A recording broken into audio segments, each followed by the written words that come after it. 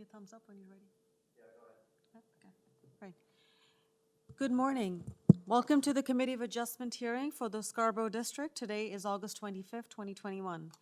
During the declared emergency in the City of Toronto, Committee of Adjustment virtual public hearings are being conducted by electronic means through WebEx, an online digital platform, and streamed onto the Toronto City Planning YouTube channel.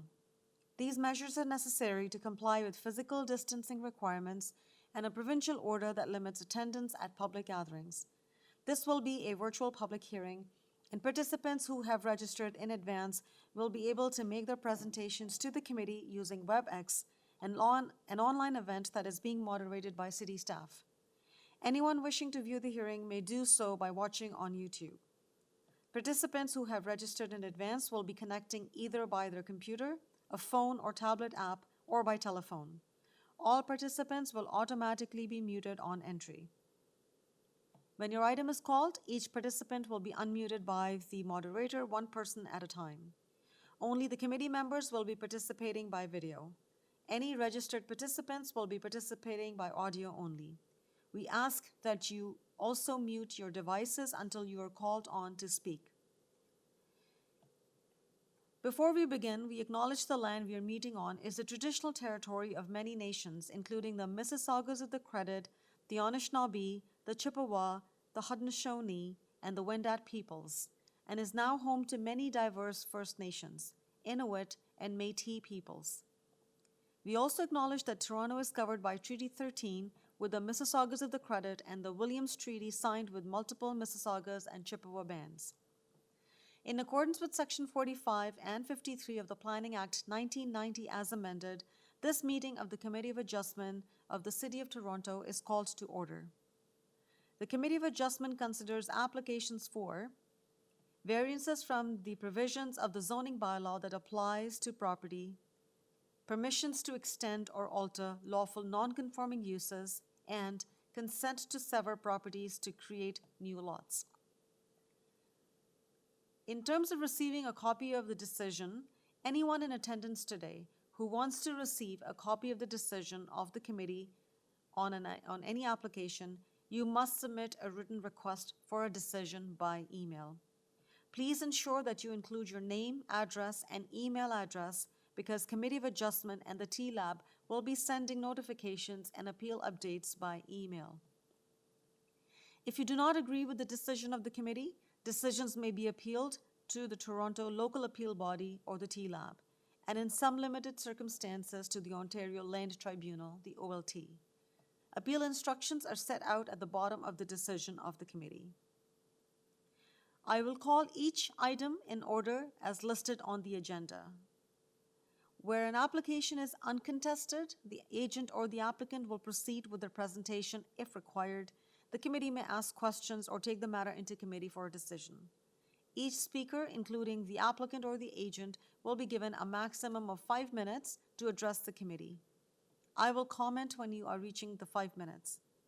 When addressing the committee, please clearly state your name and address. Please remember to confine your remarks to the matters outlined in the application. The applicant or the agent will proceed first and will make a presentation to the committee of the application. Please note that the committee may not entertain revisions to the proposals at the hearing today. The committee may decide to defer the application if substantially revised to ensure that the revised application is accurate and that all those who are entitled to the notice of the application are informed of the changes. Then individuals either in support or in opposition to the application will be invited to speak. Committee members may ask questions of each speaker after they have finished their presentations. When all speakers are finished, the agent or the applicant has an opportunity to rebut only those issues that were raised by the speakers.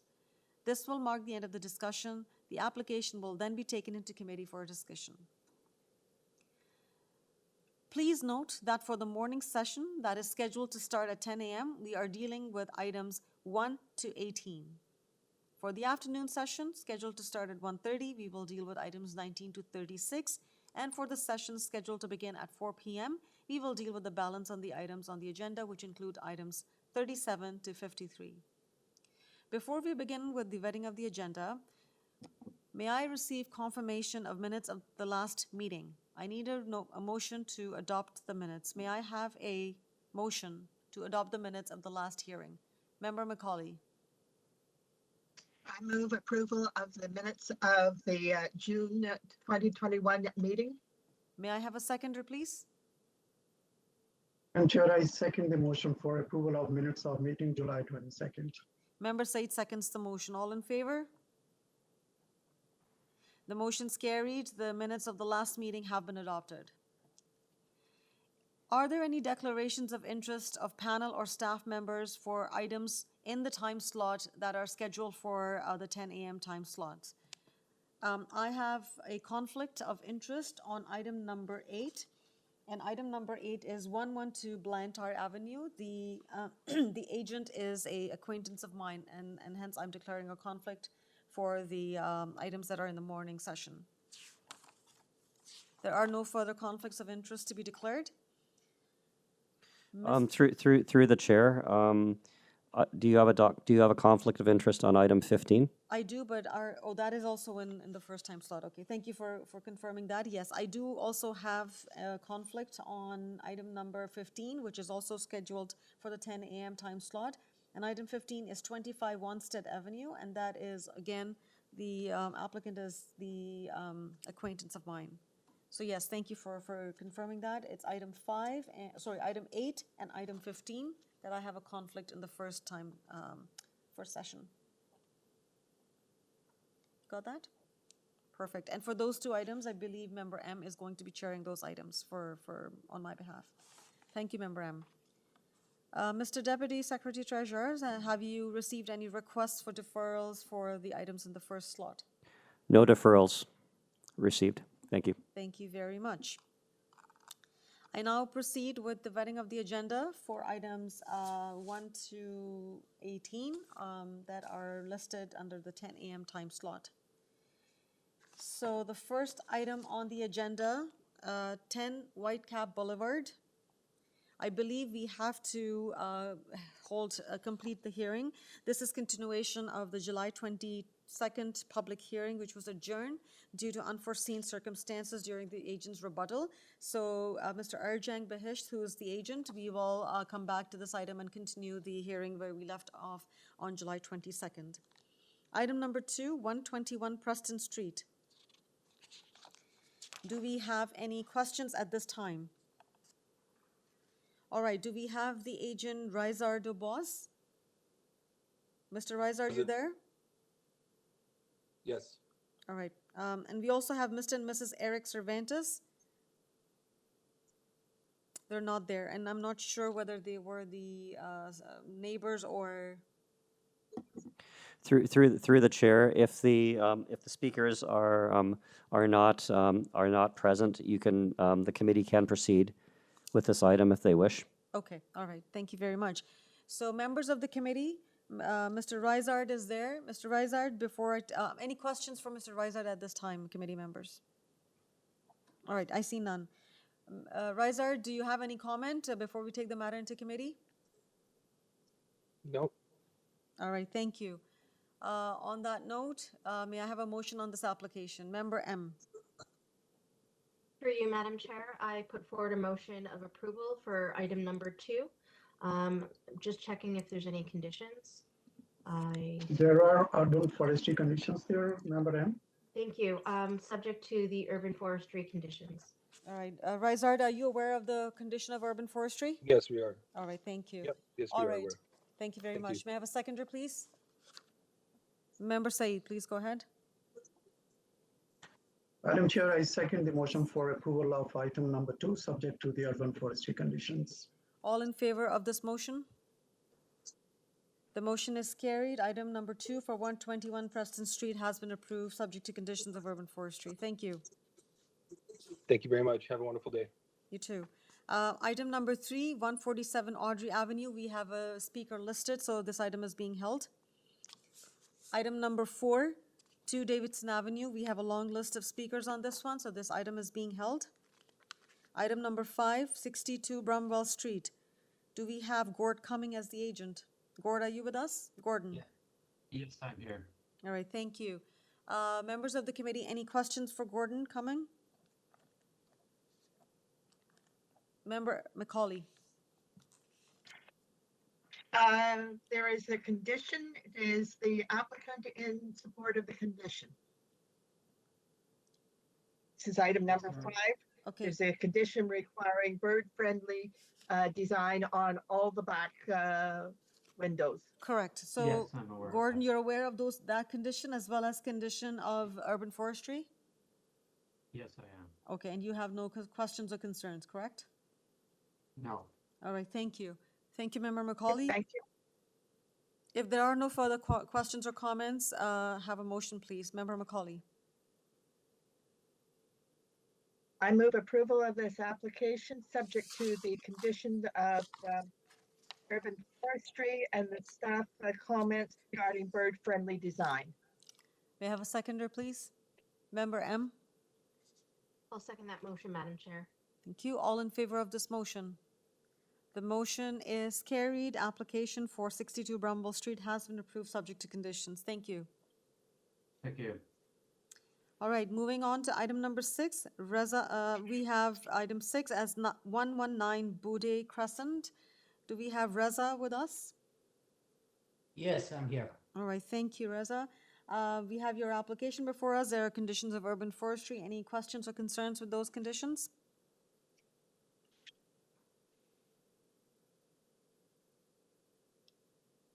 Do you have any questions on the condition, Reza? No, Okay, all right. Members of the committee, any questions for Reza at this time? Member Saeed, please go ahead. Madam Chair, if the applicant agreed to the urban forestry conditions and there is no more observation, I think the variances are minor. So I would like to move the motion for approval of item number 6, subject to the condition of urban forestry. All right, thank you. May I have a seconder? Member Macaulay. I second that motion. All right, all in favor of this motion? The motion is carried. Item 6, 119 Boudet Crescent has been approved, subject to condition of urban forestry. Thank you. thank you. Moving now- on to item 7, our Madam Chair has a conflict, so I will be chairing this item. I'm on item So we're 7. looking at- I'm on item 7. Yes, The and conflict that's is the on, one, oh wait, sorry, your conflict on 8. I apologize. that's okay. I will let you know, Member M, when there's a conflict. I will step away and then you can take over. Thank you. So Thank I'm on item 7. Item 7 is 49 Cedar Brae Boulevard. Do we have Elena Lacheva as the applicant? Elena? Yes, I'm here. All right, thank you. Elena, we have your application. Do you have any, there's a condition of urban forestry. Do you have any question or concern with that condition? No, I'm okay with that. All right, thank you. Members of the committee, any questions for Elena at this time? I see none. All right, if there are no questions or comments, may I please have a motion? Member Taylor. Find the variances requested meet the 4 tests under the Planning Act, and I move approval subject to urban forestry condition number 1. Thank you. May I have a seconder? Member M. I'll second that motion, Madam Chair. All right, all in favor of this motion? The motion is carried. Application for 49 Cedar Brae Boulevard has been approved, subject to condition. All right. Now, item 8 is where I have a conflict, so I will step away, Member M, and you can take over. Thank you. Sorry about that. Yes, thank you. No problem, no problem. Moving on to item 8, 112 Ballantrae Avenue. Do we have the agent, Nadeem Ifran, present? Nadeem? Yes, Madam Chair, I'm here. Thank you. And I'm also looking for an Elaine Parker. Do we have Elaine Parker on the line? Yes, Elaine, are you there?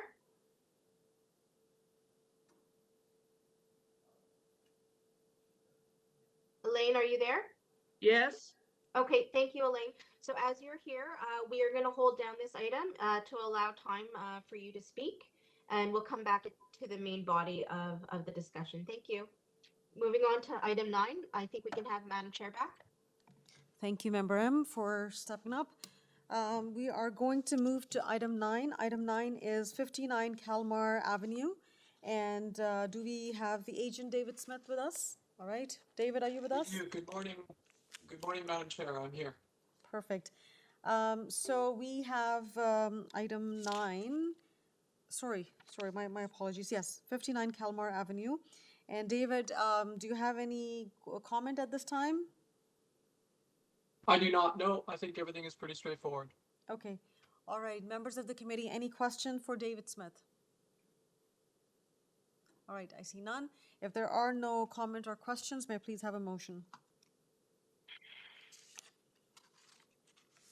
Mohammed, please go ahead. Thank you, Madam Chair. This is a straightforward case, and I see the variants there are minor. They meet the test for test. So I move the motion for approval of this item number 9, and there are no conditions to this approval. All right. May I have a seconder, please? Member M. I'll second that motion, Madam Chair. All right. All in favor of this motion?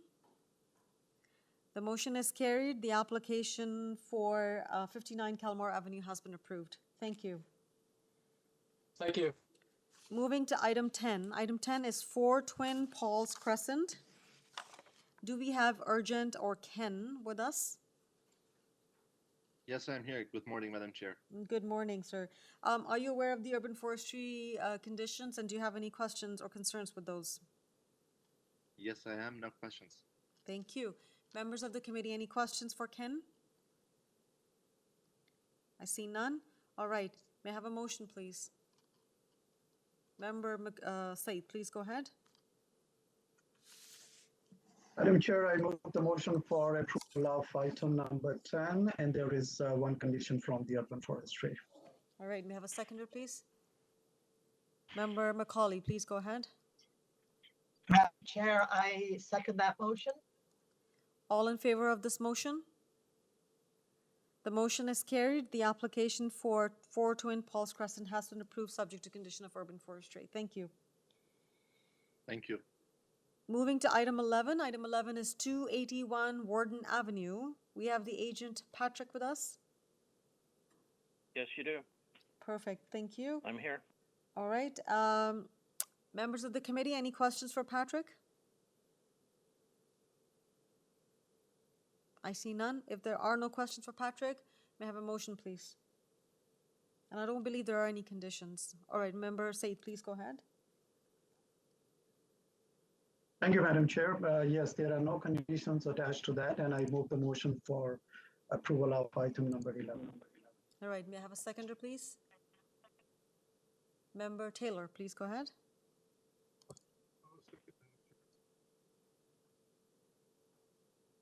Member Taylor? All right, Madam Chair, I will second that motion. All right, thank you. All in favor of this motion? Member Macaulay, are you voting on this, or? Member Macaulay, can you hear us? I'm opposed to this item. What did she Yes. say? Oh, okay.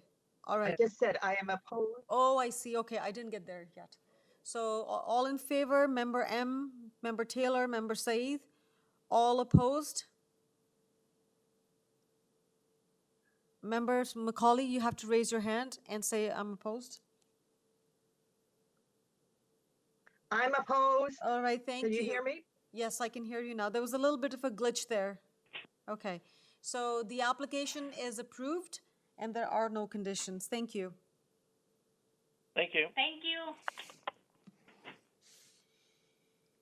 Moving to item 12, staff, can you please confirm if Steve Mikhailopoulos is a neighbor or representing the applicant or someone? He's not there?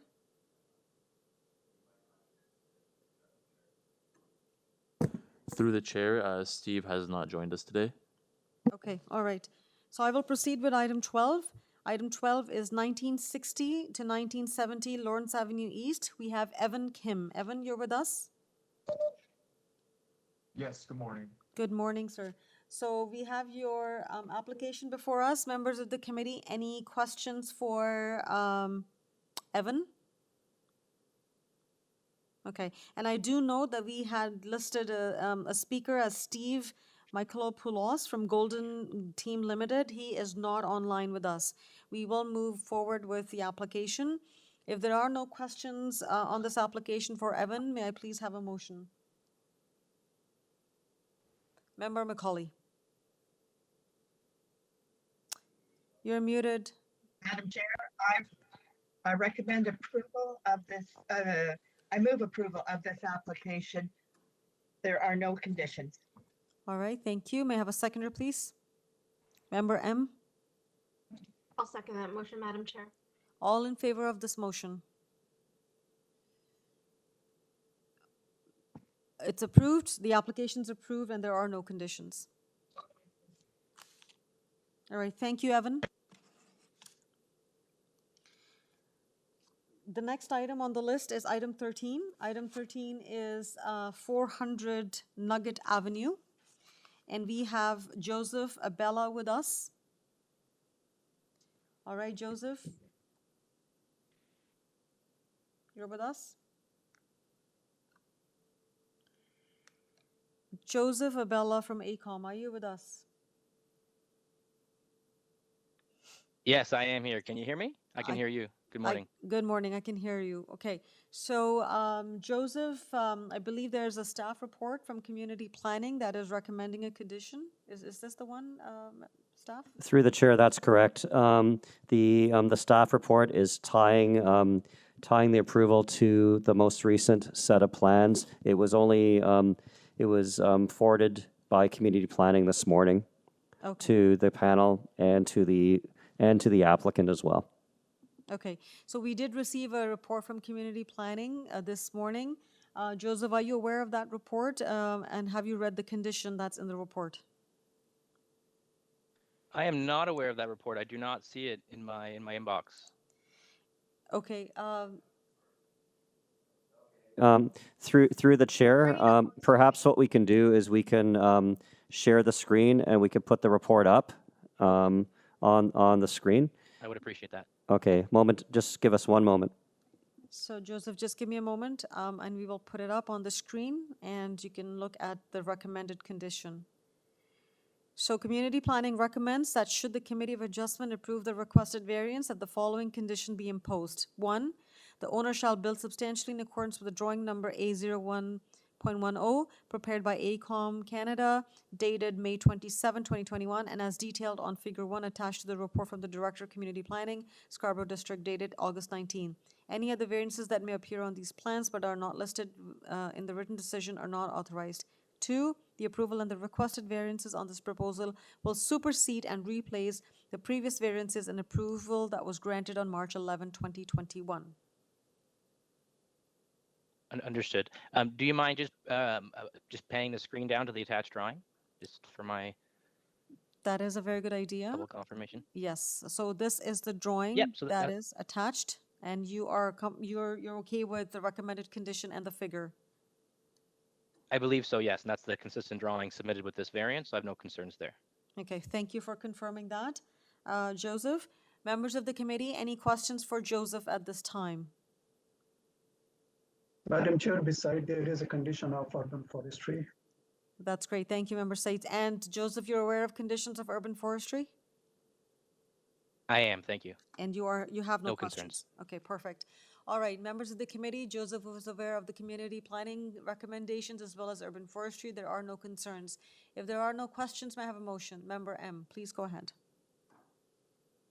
Through you, Madam Chair, I find this application minor in nature and meeting the 4 tests of the Planning Act, and I recommend approval subject to the urban forestry conditions and the community planning conditions. Thank you. May I have a seconder, please? Member Taylor, please go ahead. I'll second, Madam Chair. All right, thank you. All in favor of this motion? All opposed?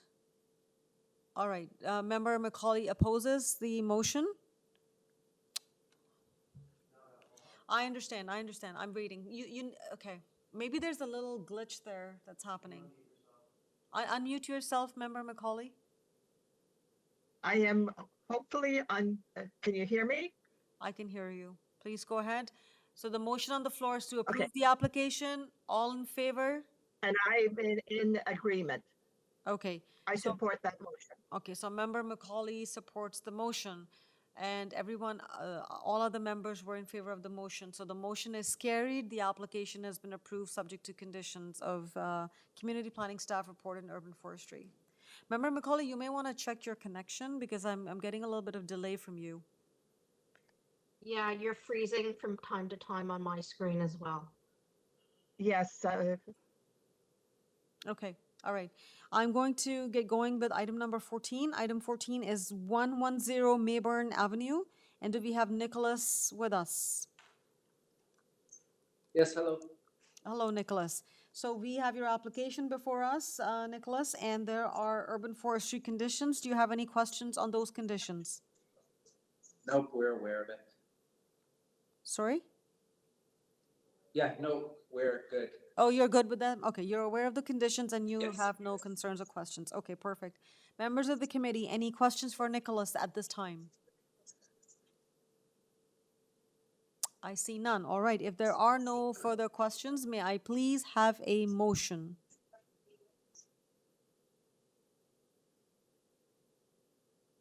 Member M, please go ahead. Through you, Madam Chair, I recommend approval of item number 14. And I believe there are urban forestry conditions. Yes, there are conditions which the applicant has confirmed he has no concerns.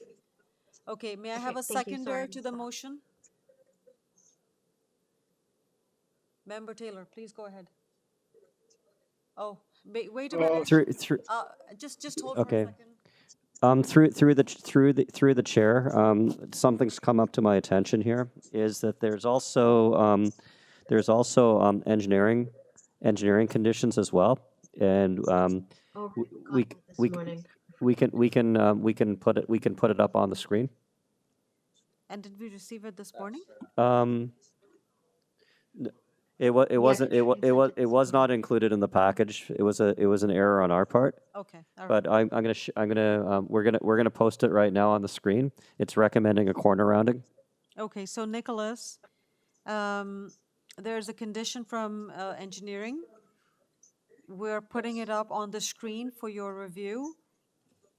And the condition is, there are actually a few conditions there. It says prior to approval. You mean final approval, not approval through this committee today, correct? Shall be satisfied prior to consent approval. That is correct. So so that's a condition that prior to finalization of the consent, that you have to prepare all documents and convey, submit a draft reference plan. There's a few conditions. Nicholas, are you aware of these conditions? Yeah, So you have received a we're copy okay of with these it. conditions? This is pretty standard. Okay, all right. Yeah, Including pretty the standard. corner rounding? Yes. Yes. Through the chair, Does I the believe these comments were provided to the applicant. It was our omission that it was not included in the agenda package. Our apologies. Okay, so Nicholas can confirm, just for records, please confirm if you have received these conditions and you have no concerns. We've received. Yes. Yeah, we've received. Madam Chair. Through you, Madam Chair, I'm just wondering if any of these conditions impact the variances before us today? If there were, staff would have advised us. Yes, no, there aren't. It does not impact the variances. So basically, what it is, it's the corner rounding and the conditions associated with the corner rounding, plus the standard conditions of consent that we would apply for any consent. Okay, thank you. All right, so Nicholas has confirmed he has received a copy of those conditions and they have no concerns. Nicholas has also confirmed that they've reviewed the conditions of urban forestry and there are no concerns. We had a motion on the floor for approval of this application subject to those conditions. Member M, I would like you to kind of just repeat your motion to include the conditions of engineering services and standard conditions of consent. Through you, Madam Chair, I recommend approval of application, the consent application, as well as the associated minor variances for item number 14, subject to the urban forestry conditions and the engineering services conditions. and the standard conditions of consent. Thank you. Thank you. Seconder, please. Member Taylor. I'll second that motion, Madam Chair. All in favor of this motion? All opposed?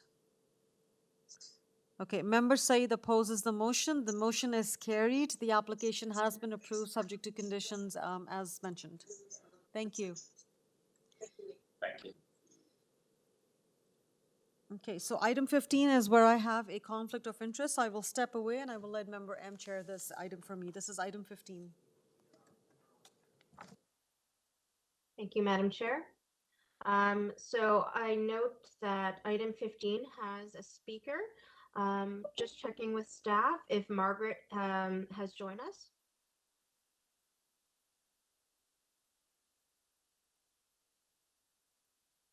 Is Margaret there? I am.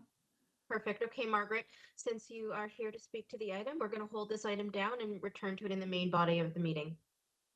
Okay. Thank you. Madam Chair can return.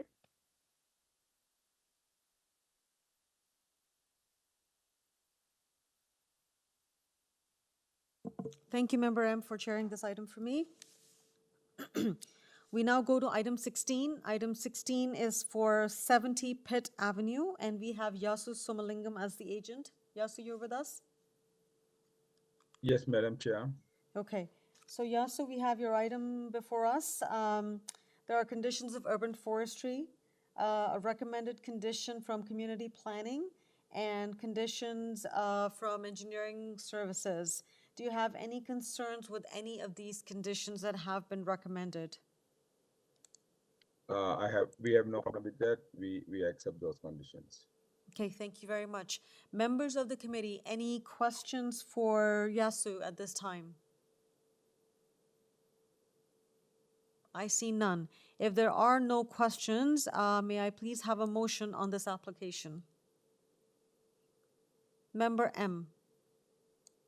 Through you, Madam Chair, I recommend approval of item number 16 for the consent application and associated minor variances, subject to the urban forestry condition, the community planning conditions for screening, as well as the engineering services conditions and standard conditions of consent. Thank you. May I have a seconder? Member McCauley, please go ahead. Madam Chair, I second those motions. All right, all in favor of this motion? The motion is carried. Item 16 for 70 Pitt Avenue has been approved subject to conditions. Thank you. We now go to item 17. Item 17 is 38 Craigley Drive, and we have the agent Faisal with us. Faisal, you're with us? Actually, Faisal is here, but my name is Jace. I will be talking for 38 Craigley Drive. Through the chair, can you spell the name, please? Yes, I will. Could you please spell your name, please? Yes, it is Jaise. Vaise? J. No, it is J. J, okay. Jaise? Exactly, yeah. Okay, and you are the owner or the agent or your representative? The agent. You are the agent, okay. And you're on behalf of Yeah. Faisal? Yes. Okay, all right, thank you, Jesse. So we have your application before us for 38 Craigley Drive. There are conditions of urban forestry. There are no conditions from engineering. Do you have any concerns with the conditions of urban forestry? We have this urban forestry with us, so we will submit that one, and yeah, we will submit it. We have the urban forestry requirement, the reports. Okay, and you have no concerns with them, correct? Yes. Okay, all right. So, members of the committee, any questions for Jessie at this time? She has it's a consent application. She's confirmed that she has no concerns with the conditions of urban forestry. No, any questions? I see none. All right. If there are no questions, may I please have a motion? Member Taylor, please go ahead. Yes, Madam Chair, I find the variances requested meet the four tests under the Planning Act and I find that the consent consideration is technical only as it relates to elapsing. So I move approval of the consent subject to the standard conditions of consent and the variances subject to the conditions requested by Urban Forestry. Thank you. May I have a seconder, please? Member Saeed. Thank you, Madam Chair. As Jesse has the understanding of the urban forestry condition and standard condition of consent, Mr. Taylor is very much right. This is just a technical thing where the conveyance was not carried out within 2 years. So I move the motion. I second the motion for approval of this item. All in favor of this motion? All right, the motion's carried. The application has been approved subject to conditions of urban forestry. Thank you. Thank you, Madam Chair and the committee members. Okay, thank you very much. Item 18. Item 18 is for 80 Falmouth Avenue. And do we have Ida with us? Good morning, Madam Chair, Good morning, Madam Chair, members. Ida Evangelista on behalf of the owner of 80 Falmouth. Okay, so we have Evangelista on behalf of the owner, she's the agent. Members of the committee, any questions for Evangelista at this time? Any questions? I see none. All right. If there are no questions, are there any, I'm not sure if there are any conditions. I don't see any. There are no conditions, Madam Chair. Nope. Thank you. Thank you. All right, if there are no questions, may I please have a motion on this application? Item 18. Member M, please go ahead. Through you, Madam Chair, I feel that this application meets the 4 tests as it does achieve sort of greater objectives for a mix of affordable housing and other types of units. I feel that we should be relying on our staff and their opinions, and I see that transportation services have no concerns with the variances anymore after some back and forth with the applicant. So with that, I recommend approval of the minor variance application A0304/20SC80, item number 18, and I see no conditions. Thank you. Thank you. May I have a seconder, please? Member Macaulay? Madam Chair, I will second that motion. All in favor of this motion? All opposed? Member Said opposes the motion. The application is approved as the motion's carried. So 80 Falmouth Avenue has been approved. Thank you. That brings us to the end of the agenda. I believe for the items that were slotted for the 10 a.m. time slot. I just want to go through the list again to make sure I've captured the right ones that have been held. So item 1, held. Item 3. And with that, Madam Chair, I will excuse myself from item 1. Okay, so as I was not part of not yet, Amy, I will let you know. Not yet, no. Not yet. But I just wanted to let you know. Okay, thank you for that. So item 1 is being held. Item 3 was held. Item 4. Item 8. Item 15. Item 19. Sorry, not item 19. Sorry, my bad. I got into the next slot. Okay, so item 19, we aren't there yet. Okay, so I think I've captured all of them. All right. Yeah, we end at 15, Madam Chair. Perfect, thank you. So Member M, since you were not at the hearing at the last, on July 22nd, when we were dealing with item 1, could you please excuse yourself for a moment and we will come back to you. So, can we have Arjang with us, please? Good morning, Madam Chair. Good morning, Arjang. First of all, our apologies for what happened at the last hearing. And can you just hold on for a second? I have a comment from staff.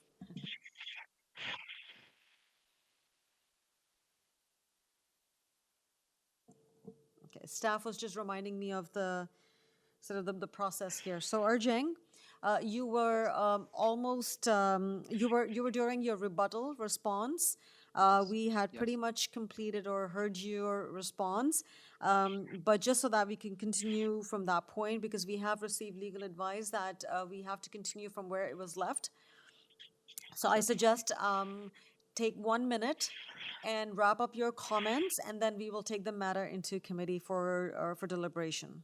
And through the chair, the applicant should not be repeating. It should not be a repeat. It should not be repeating their previous comments. Yes, okay, thank you for that. So Arjang, as you heard, the advice that we have from staff is that do not repeat what you've originally said. As I mentioned, take 1 minute and just wrap up your comment or summarize, and then we go from there. Madam Chair, I'm not sure exactly at which point the audio cut off or when you yourself left, because the other members were present and were hearing my rebut till the end. I think it was at the point where I was speaking about one of the objection letters charts. If I'm correct, then I could pick up the rebut at that point. Okay, if all staff right. allows. Okay, sure, go ahead. But you only Okay, I have 1 minute to do so, okay? All right then, Madam Chair. If I could please ask committee staff to display the letter of objection from Ms. Tolchik dated July 15th. It is the 14 megabyte file. If I could have that on the screen, please, I will speak to the contents of the letter, which were referred to by the objectors at the last hearing. All right, perfect. So staff, could you please put up that letter for us? Thank you. And Arjang, your time hasn't started, so that's okay. We'll start your time Wonderful. when... I appreciate it. Yeah, we'll start your time when the letter is up on the screen. Thank you very much.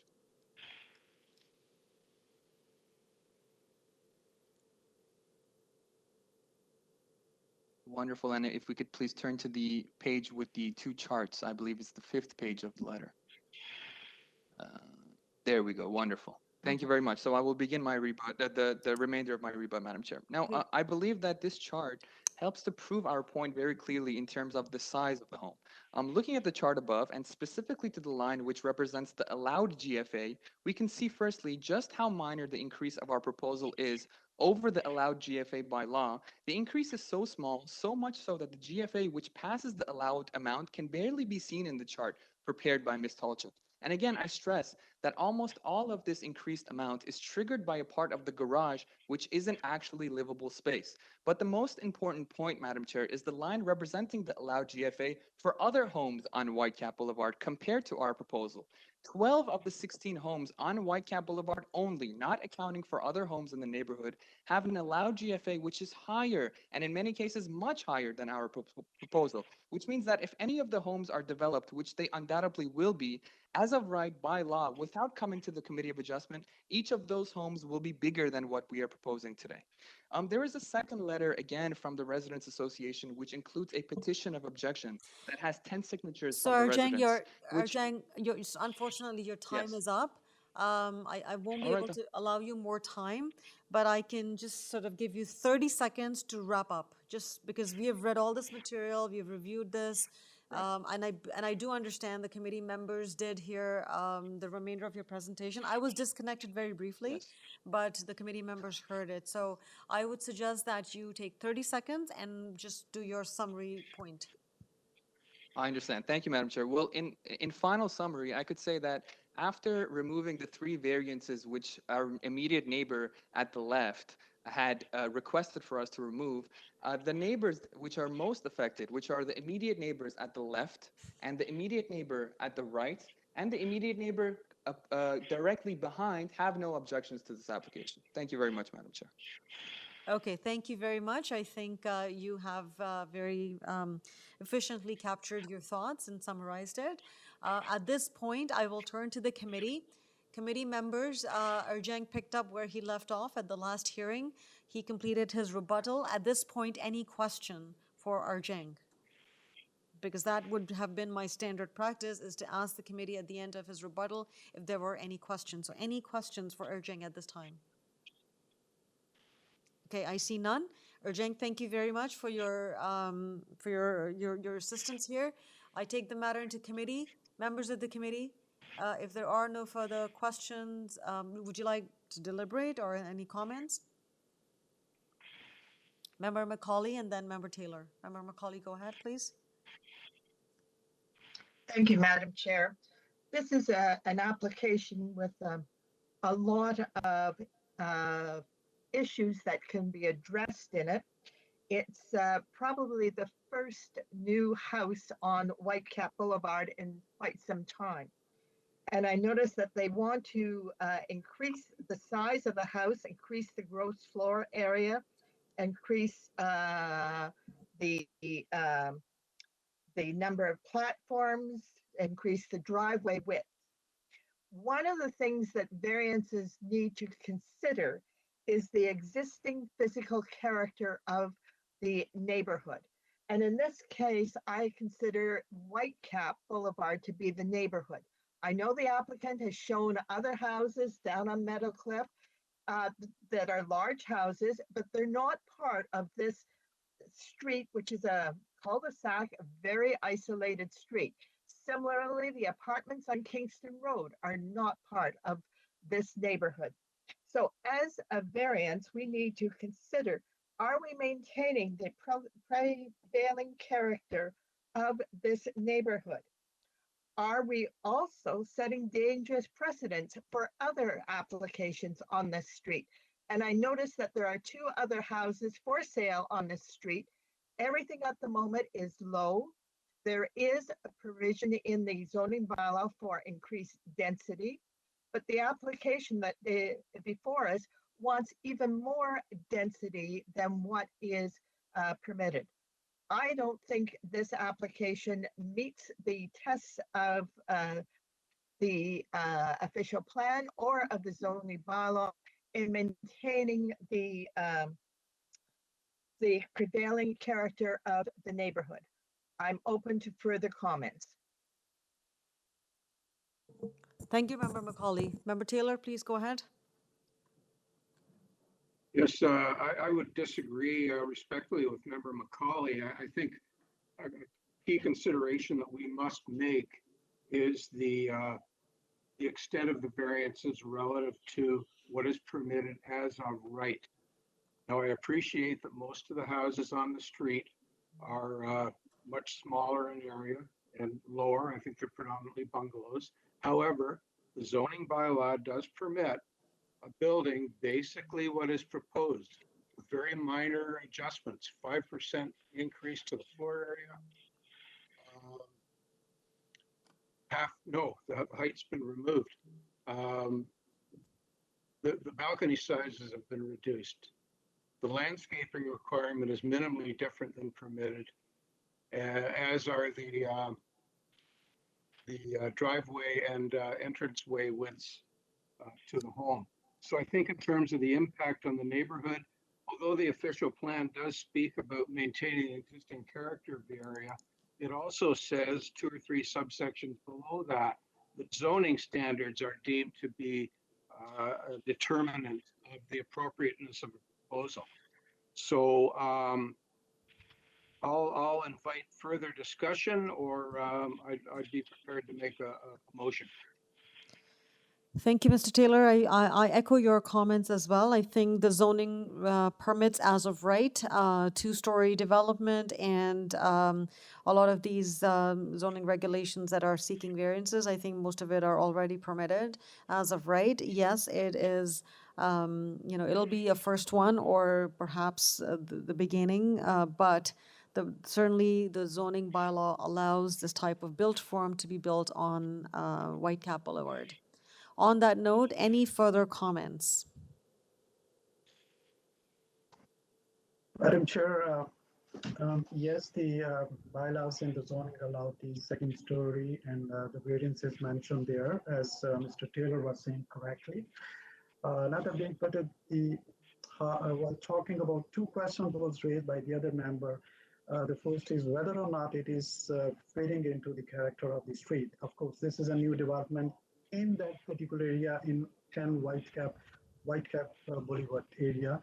So that is one of the questions, and setting a precedent for the neighbors within that street, how it is going to impact in the long term. So those were also very important questions. I think that's making our decision a little bit more complicated. So member side, I want to clarify this. When you say setting a precedent, or even member Macaulay mentioned that, what do you mean by setting a precedent? Setting a precedent for two-story buildings?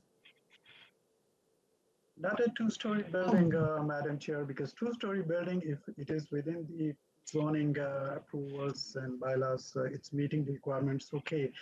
But I believe this structure is a huge structure, especially if you look at the variance number. I'm looking at the variance number 8, which talk about the driveway width. It's exceeding almost 2.7 meter, close to 3 meters. So it's a big variance. So that making this structure a little bit different than rest of the houses or the bungalows there. Okay, all right. All right, I think we've given enough time to this. Yes, member Macaulay. Madam Chair, I just want to ensure that there are no changes to the variances that we have before us, that there's a height variance, there's a gross floor area variance. I don't believe that those have been deleted. No, nothing has been deleted. The variance application that is before you on this agenda is what is before us, and what was before us on July 22nd. Nothing has changed. Thank you. I'm just. Yes, member Taylor. Thank you. I was a little confused that the applicant seemed to think that he had reduced some of these variances. Sure. Member Taylor, was there a reduction? Yes. May I clarify? The agent at the hearing on July 22nd, in fact, removed variances 2 and 3 related to the height of the dwelling. So it will no longer conflict with the zoning bylaw. And he also removed variance 5, which was enlarged sizes of the balconies. So the balconies will be in compliance with the bylaw as well. So really the only sort of substantive variances, if you will, in my mind, are the gross floor area, which is 5% larger than the bylaw permits, and the driveway width, which I would not suggest is a dangerous precedent, or that it has a deleterious impact on the neighborhood.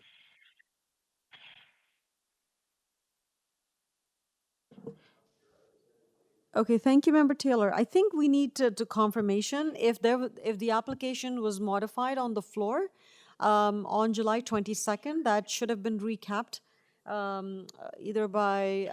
Okay, so that's what was okay. So can we have Erjang back, please, for a minute? Erjang, can you please come back? Let me check my notes as well. Yes, Madam Chair. Those items were removed at the beginning of my rebut during the last session, and they were in direct response to our immediate neighbor, which expressly opposed during his objection speech those 3 minor variance items, and we removed it at this very same hearing. And you still are on that? You still maintain that position that you Yes. want to remove? Okay. Okay. And Of course, yes. So through the chair, just for clarity, just to confirm, variances 2, so the following variances are being removed. Yes, Variances I was 2, confirm, yeah. which is the height, variance 3, height as well, and variance 5, which is the area of the second story balcony, rear balcony. I was about to confirm. Yeah. Thank you. So confirming that, confirming by the agent that item variance number 2, 3, and 5 are being withdrawn.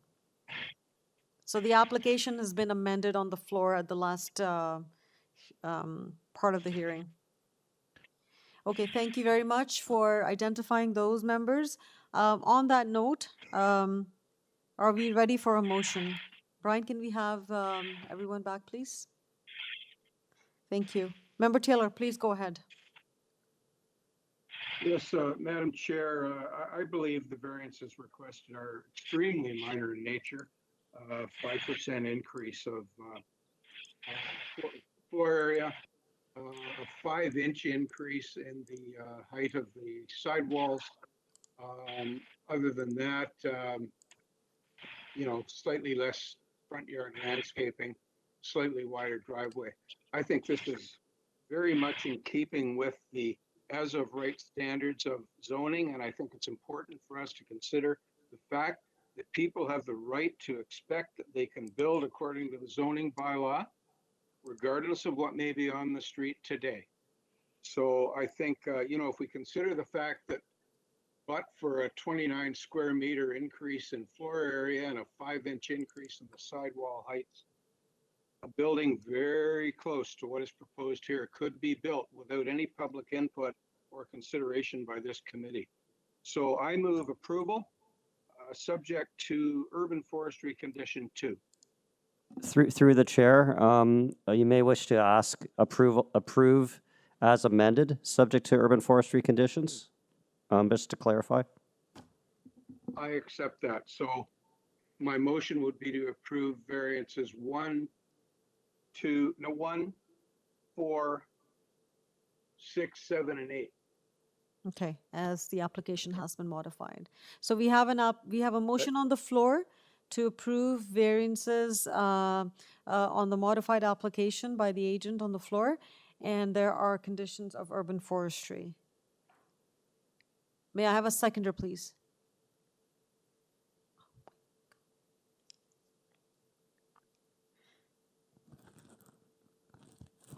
I can second the motion, but it's going to create a tie. Okay. The motion fails. May I have a motion, please, now?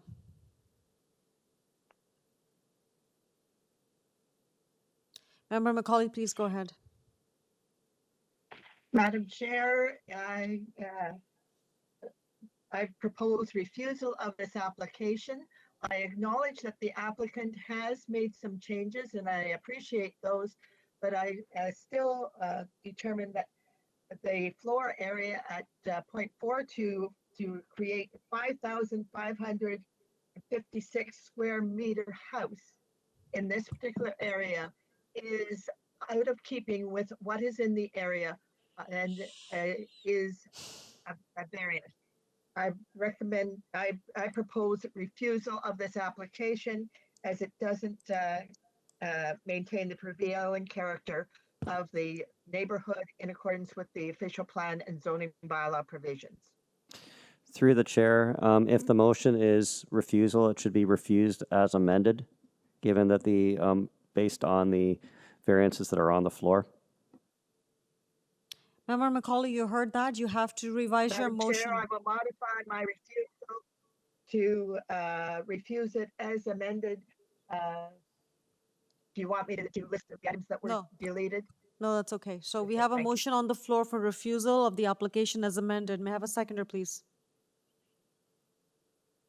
Madam Chair, I second the motion. Member Said seconds the motion. All in favor of this motion? All opposed? The application has been refused. Thank you.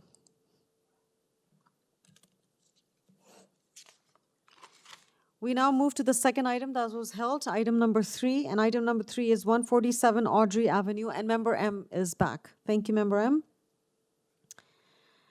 Peter Jerusik, are you with us? I am here. Right, thank you. And we have Andrew Langhorn. When I call your name, Andrew, please sign or show up or just speak in. So Peter, we're going to start with you first. We have your application before us. Do you want to present or do you want to go right into the questions? I'll do a short presentation. Sorry, could you speak a bit louder, Peter? I will have a short presentation. Okay, so you have 5 minutes and your time starts now. Okay. This application was before the committee in 2019. During that meeting, we had discussions with the neighbors and did a redesign on the house, which subsequently was approved at that committee meeting. The changes to the house did remove a garage and create more of a streetscape that matched the adjacent properties in the area to blend in better with the streetscape. But as a result of removing the garage, at that point, it did trigger a new variance, which required that the parking space There's a variance where the parking space has to be behind the front wall, but now without the garage, it's now in front. So that's why we have to come back and request this additional variance to allow that driveway to be in front of the house, the legal parking spot to be in front of the front face of the house. So that was why there's only one variance here. And this is just to, in good faith, we revised the plans during the last meeting, but it did trigger this, which we could not add a variance back at that other meeting. So now we're adding it to this one to make it comply. So we were working with the neighbor and some redesign of the deck and stuff just to deal with the tree issue. But that being said, our variance today for the parking lot, I believe, meets the 4 tests, and I leave it to the committee. Thank you very much, Peter. Members of the committee, any questions for Peter at this time? Okay, I see none. All right, so we're going to bring in Andrew Langhorn. Andrew, you're with us? I am. All right, perfect. Andrew, you have 5 minutes. Please go ahead. Thank you so much, Madam Chair. So just some important background, and Peter did say some of it, but as he said, this appeared originally back in June 2019 with a request for this property to be severed. There was actually a request for 17 variances, including some very significant ones. And that was to sever the lot and build 2 houses on the property. So just for the committee's background, the property in question has a very wide front lot, but it's like the shape of a piece of pie and is very narrow at the back, really only a few meters all the way back, as you can see, because it kind of, Kingston Road kind of runs at an angle. So that necessitated the 17 variance request to build 2 houses. In addition, the plan called for the removal, the original plan called for the removal of several large oak trees, including 2 that are very close to our lot line and have significant impact on our property. So at the first hearing, the committee chair recommended that the developers and the owners go back and work with the neighbors to come up with a compromise. And we did just days before the second hearing worked out a compromise, but there wasn't time to, submit new revised drawings and deal with this second variance that the changes required. So and the house did, part of our agreement was the garage would be removed and the house would be pushed back to save the largest tree on the lot, which on these plans you can see it actually looks like it's 3 trees. It's kind of right at the front of this. That's actually 1 tree, I guess, just the way it's shown in the plan. It's a multi-stem oak tree. At the bottom, it is 1 tree. So the idea was we'd compromise. That tree would be protected. We'd lose the other tree that's sort of in the middle of that house, which that's negative to us. But in the spirit of cooperation, we felt that was fair. So my only concern is, we've agreed to this compromise multiple times. I've actually spoken to the agent since, because the only problem here is the plans now presented show a front porch over top of that tree. So our request would be that, your spirit is those trees are going to be protected. I understand the house can be pushed back another meter, which doesn't create any requirements for new variances and can protect those trees. If that can be done and that can be assured, we'll support this final variance.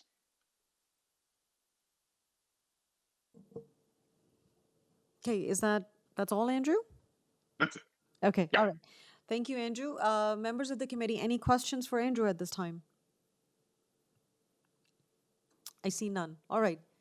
Thank you, Andrew, for your time. Member M. I don't have a question for Andrew. I just have a discussion point. Okay. Let's go back to Peter. Peter? Yes, I'm here. Okay. Do you have any comments at this time? We're working both. The original house was to remove both houses, and we are working with Forestry Department, and we created this open deck where we can integrate the trees within the deck. It's all wood with just sono tubes, and that's also dealing with the city's Forestry Department, which the plans here reflect it, and we're going to be pushing the house back if Forestry Department requests that to protect that tree even more. We do have some leeway to move that tree, move the building back where required. It's not subject to this application itself, but just to let the committee know, we are endeavoring to work with the forestry department and the neighbors and try to protect the trees. Of course, there's always an application for risk of injury and demolition that has to be submitted, and that's a different process. As for the driveway, I think I've made it clear that our application today is for the driveway, but for the sake of the committee, we are working with the neighbor and the forestry department to deal with to try to protect the tree. Okay, thanks, Peter. Okay, members of the committee, any questions at this time? Member M, please go ahead. Yeah, this is not for the applicant or for the speaker. It's just in general about the variance itself, which is to have the parking in the front yard. And I just wanted to say that, you know, from my review of the street and surrounding community, front yard parking is a prevalent, you know, situation on this street, as well as the existing condition from the existing house here that was being demolished. So for the variance that is before us, which I don't think actually is associated with the tree and the design of the porch, which I think will happen through the building permit process, I personally see no issue with permitting parking within the front yard here. Okay, thank you, Member M, for clarifying that. Member Macaulay. Madam Chair, I support what Member M has said. I just want clarification from staff that through the building permit application process, the forestry department would continue to be involved in attempting to save this tree. Staff, could you please clarify? So if the there is through the building permit process, there is also a separate urban forestry process that needs to be satisfied too. So it's two checks and balances in terms of for review, urban forestry and the building permit process. If I can also add, Member Macaulay, that in the previous decision, which is attached to the agenda, the previous approval of this application or the previous application was subject to two conditions. One of them was an application with the urban forestry. So that would take care of any tree issues with urban forestry because it's all part of the same application. It's just an additional variance that has been identified on this agenda, right? But the previous variances, there was a condition, and when building services or building department reviews our application, urban forestry will the applicant will have to engage with urban forestry to obtain their permits and obtain the approvals. Okay? All right, thank you very much. All right, on that note, I think we've had a good discussion. Take the matter into committee. May I have a motion, please? Member Saeed, please go ahead.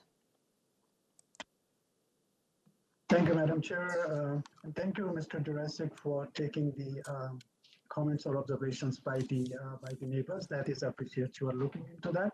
Madam Chair, as the variance before the committee is only about the parking space, which is minor variance, I move the motion for approval of this application, and there are no conditions to that. Okay, Member Macaulay. Madam Chair, I second that motion. All in favor of this motion? The motion is carried. Application for 147 Audrey Avenue has been approved. Thank you. We now go to item number 4 that was held. Do we have Imran Khan as the agent with us? Yeah. Okay. Thank you, Imran. Just bear with me. So I will not do a roll call, but I will list all the names of the speakers that are for this item. So we have Christina Berry, Bibi Aklima Ali, Caroline Hastings de Cruz, Nigel de Cruz, Sophia Karopoulos, Susan Dias-Carta. Please try to connect. When your turn comes, I will call your name and you will be given your time to speak to your concerns. All right, starting with Imran. Imran, we have your application before us for 2 Davidson Avenue. It's a minor variance application. Would you like to do a presentation or would you rather dive right into the questions? Yeah. Good morning. This is the minor variance for the ancillary building at the back side of the house. And we have 3 variances. One is the total coverage of lot coverage. that required 33%, but existing condition is 39.2%. And second one is the total area of the ancillary building. That is permitted maximum 40 square meter, but we are the existing condition is 64.29 square meter. And the third one, that is also for the ancillary building, and required maximum 10% of the lot area, but existing ancillary building is 18.11%. So the background of this existing structure is that this structure was not uh, constructed by the current owner. Actually, he didn't know about that structure, that this was unauthorized structure, not having any building permit from the city of Toronto. He bought the property 2016, but he didn't know there was no city notice or anything on this property. But first time he was informed by the building inspector, it is in 2017, and that time he knew about that structure is not as per the city bylaw. So then he actually started to contact with the city and get the building permit. As a result, he knows that he has two options, whether he can demolish the structure or get the proper approval from the city. But the proper approval is only depending on the cumulative adjustment minor variances. Still, there are some changes proposed for this existing structure. Already, there are many small changes done inside the structure that this structure had washroom, kitchen inside, right, from the beginning. But those are now taken out from the structure, and it's now more than 2 years is being used as storage facilities. And also it has the water comply was placed on this property in 2017. Those are now cleared up by the fire department and also the building inspector, but only the problem with the zoning compliance with the zoning requirement. So this is the situation. But from our side, those variances are minor, and also there is no variances for the side yard or rear yard setback. Those setbacks are okay. So in our perspective, we can see that the immediate neighbors, they don't have any issue with the setback from the ancillary building. And finally, I like to say it's the owner's situation that even this application is not approved, he will be in a tough situation, because financially he is not that much capable of conducting the demolition of this structure. Okay. And also, yeah, I would stop here. Yeah, Okay, thanks. no, just 30 seconds and wrap up. Yeah. So, so from his point is his request. Also, from my side, all the variances are minor, and his request is to have the application approved, so he can avoid any financial damage, because he didn't do this intentionally. He got this, and nobody knows about the year of this construction, because it's very old structure and it's conveying from owner to owner, right? So he is now facing the problem. Yeah. Okay, all right. Yeah. No, thank you very much, Imran, for your commentary. Just want to confirm that this will not be used for a dwelling unit, correct? Yeah, there is nothing now. It's completely storage. Okay, all right. Inside, yeah. All right, just stay with us. Member M has a question. Member M, please go ahead. Yes, Imran, so I want to just confirm a couple of things here. You know, overall, I'm personally and professionally as a planner supportive of like multiple different types of dwelling units, especially since we are in a housing crisis. And not everybody can afford a single family home within an established neighborhood, and these kind of units do help provide a variety of arrangements for different people, so they don't have to always rent in big apartment blocks. That being said, I'm always in favor of being transparent and forthcoming.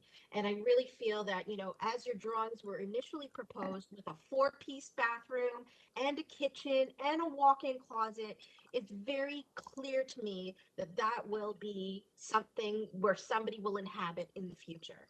Now, you mentioned to me that you've removed the washrooms. I'm not seeing that removed from this drawing. So, you know, that's one of those things that I want to clarify. But the second thing is, you know, if you are going to confirm that there's either two things in my mind. You either come forward with a variance to allow the secondary dwelling and be forthcoming and transparent with all of those before us today in the public, or you sign a declaration, because is a declaration form that can be provided by the City of Toronto stating that this will not be used for inhabited space. One or the other, because right now, as it's shown with the floor plans, it's very suspicious to me, and that just doesn't rub me really well. Yeah, I'm just explaining the situation, existing situation inside this structure. So what happened, our proposal we prepared in 2017, then 2018 there was a fire incident, right, inside the washroom. So the washroom is damaged, right? It's exterior damage, it's vanity and other stuff is no So longer. it will be removed and disconnected? Yeah, all line plumbing and electrical line now disconnected by the fire department for the fire department approval, right? So now this washroom was in our drawing, also still in our drawing, but it's not capable of carrying the washroom, right? This is damaged, right? So with respect to that, I told that it's washroom is removed because it's not functional, right? And the second thing, our current proposal is to keep the ancillary building as a storage space, and we are not applying for secondary unit, right?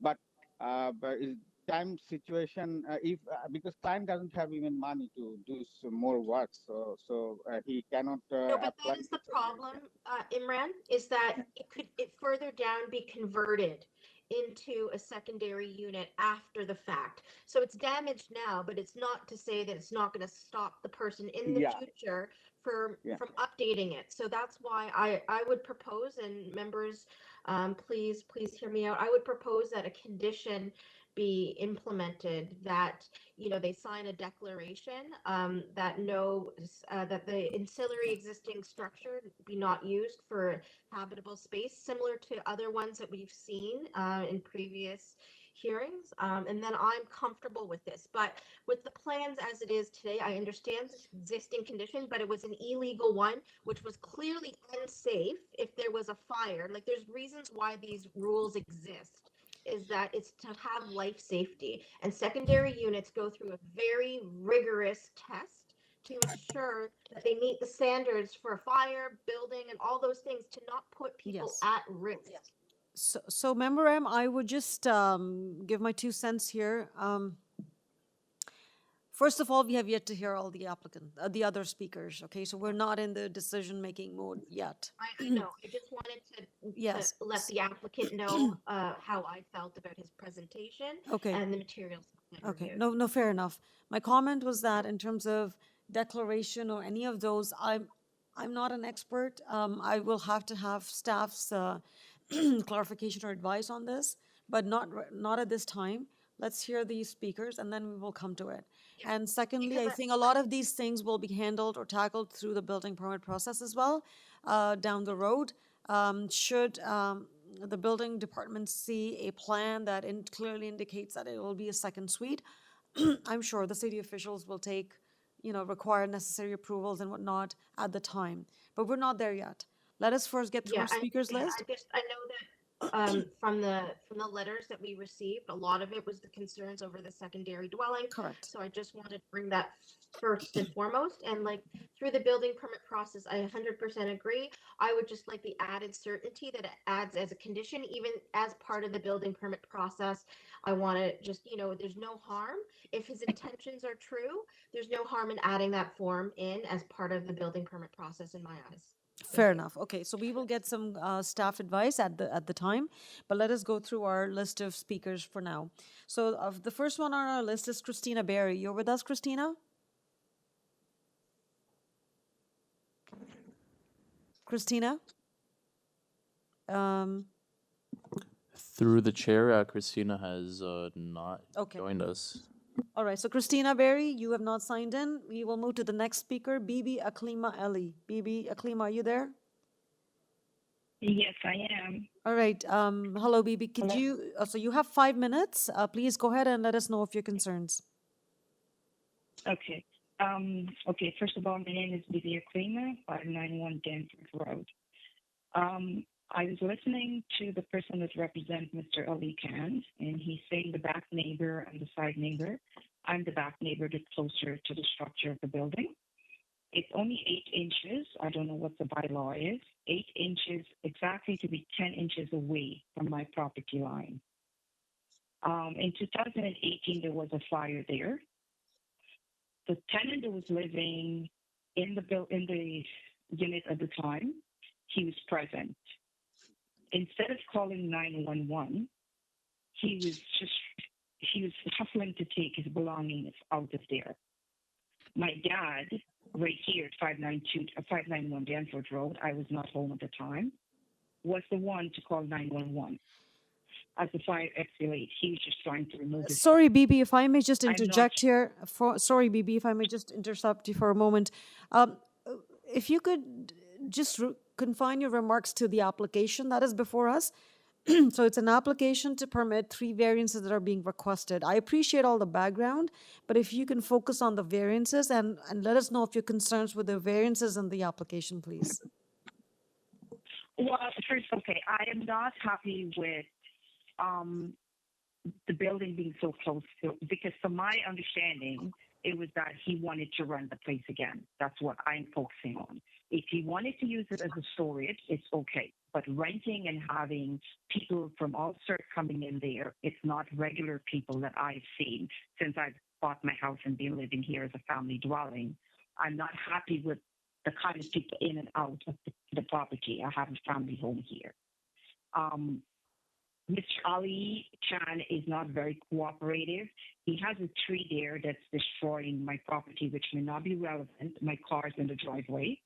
He came over in 2018 and spoke to my dad when he had the fire, and he made a deal with my father saying that if he would say to the fire department it was okay to rent the structure, the building again, he will remove the tree that's damaging the cars in the driveway. So he did not come over here as a neighbor and asking and being polite. The thing is that the building has been there from 2018 to now. It's not been repaired. There are broken parts of it. There are raccoons, there's skunks. There are all sorts of animals living in it. 2 months ago, I called the Humane Society because a baby raccoon came out from in there and was in my driveway, could hardly move. Okay, all right, I'm Bibi. listening to them say, Again, I'm going to help you refocus on the variances. I get what you're saying. Yes, I understand what you're saying, but I don't, in my point of view, I believe that the structure is not even supposed to be there. If that's all I can, at this point, I would say, because it's not been well maintained and it's not even being used as a storage. It's just being there. There is not being maintained. It's all kinds of animals coming out of there. Understood. Okay. All right. Members of the committee, any questions for Bibi? Member M. Just quickly, I just wanted to say, because we do have a list of speakers after Ms. Beebe, that there are certain things that are within the committee's purview, and then there's certain things that are not within the committee's purview. And while we are sympathetic to some of the struggles that are happening, a lot of those things are outside of the Committee of Adjustments. I understand. It's only looking at the variances at hand, which has to do the coverage as well as the floor area and The coverage, yeah. coverage and floor area. So, even the side yards and all of those things, that is not before us today, and I'm sorry, but, we really have to only focus on the 3 variances at hand.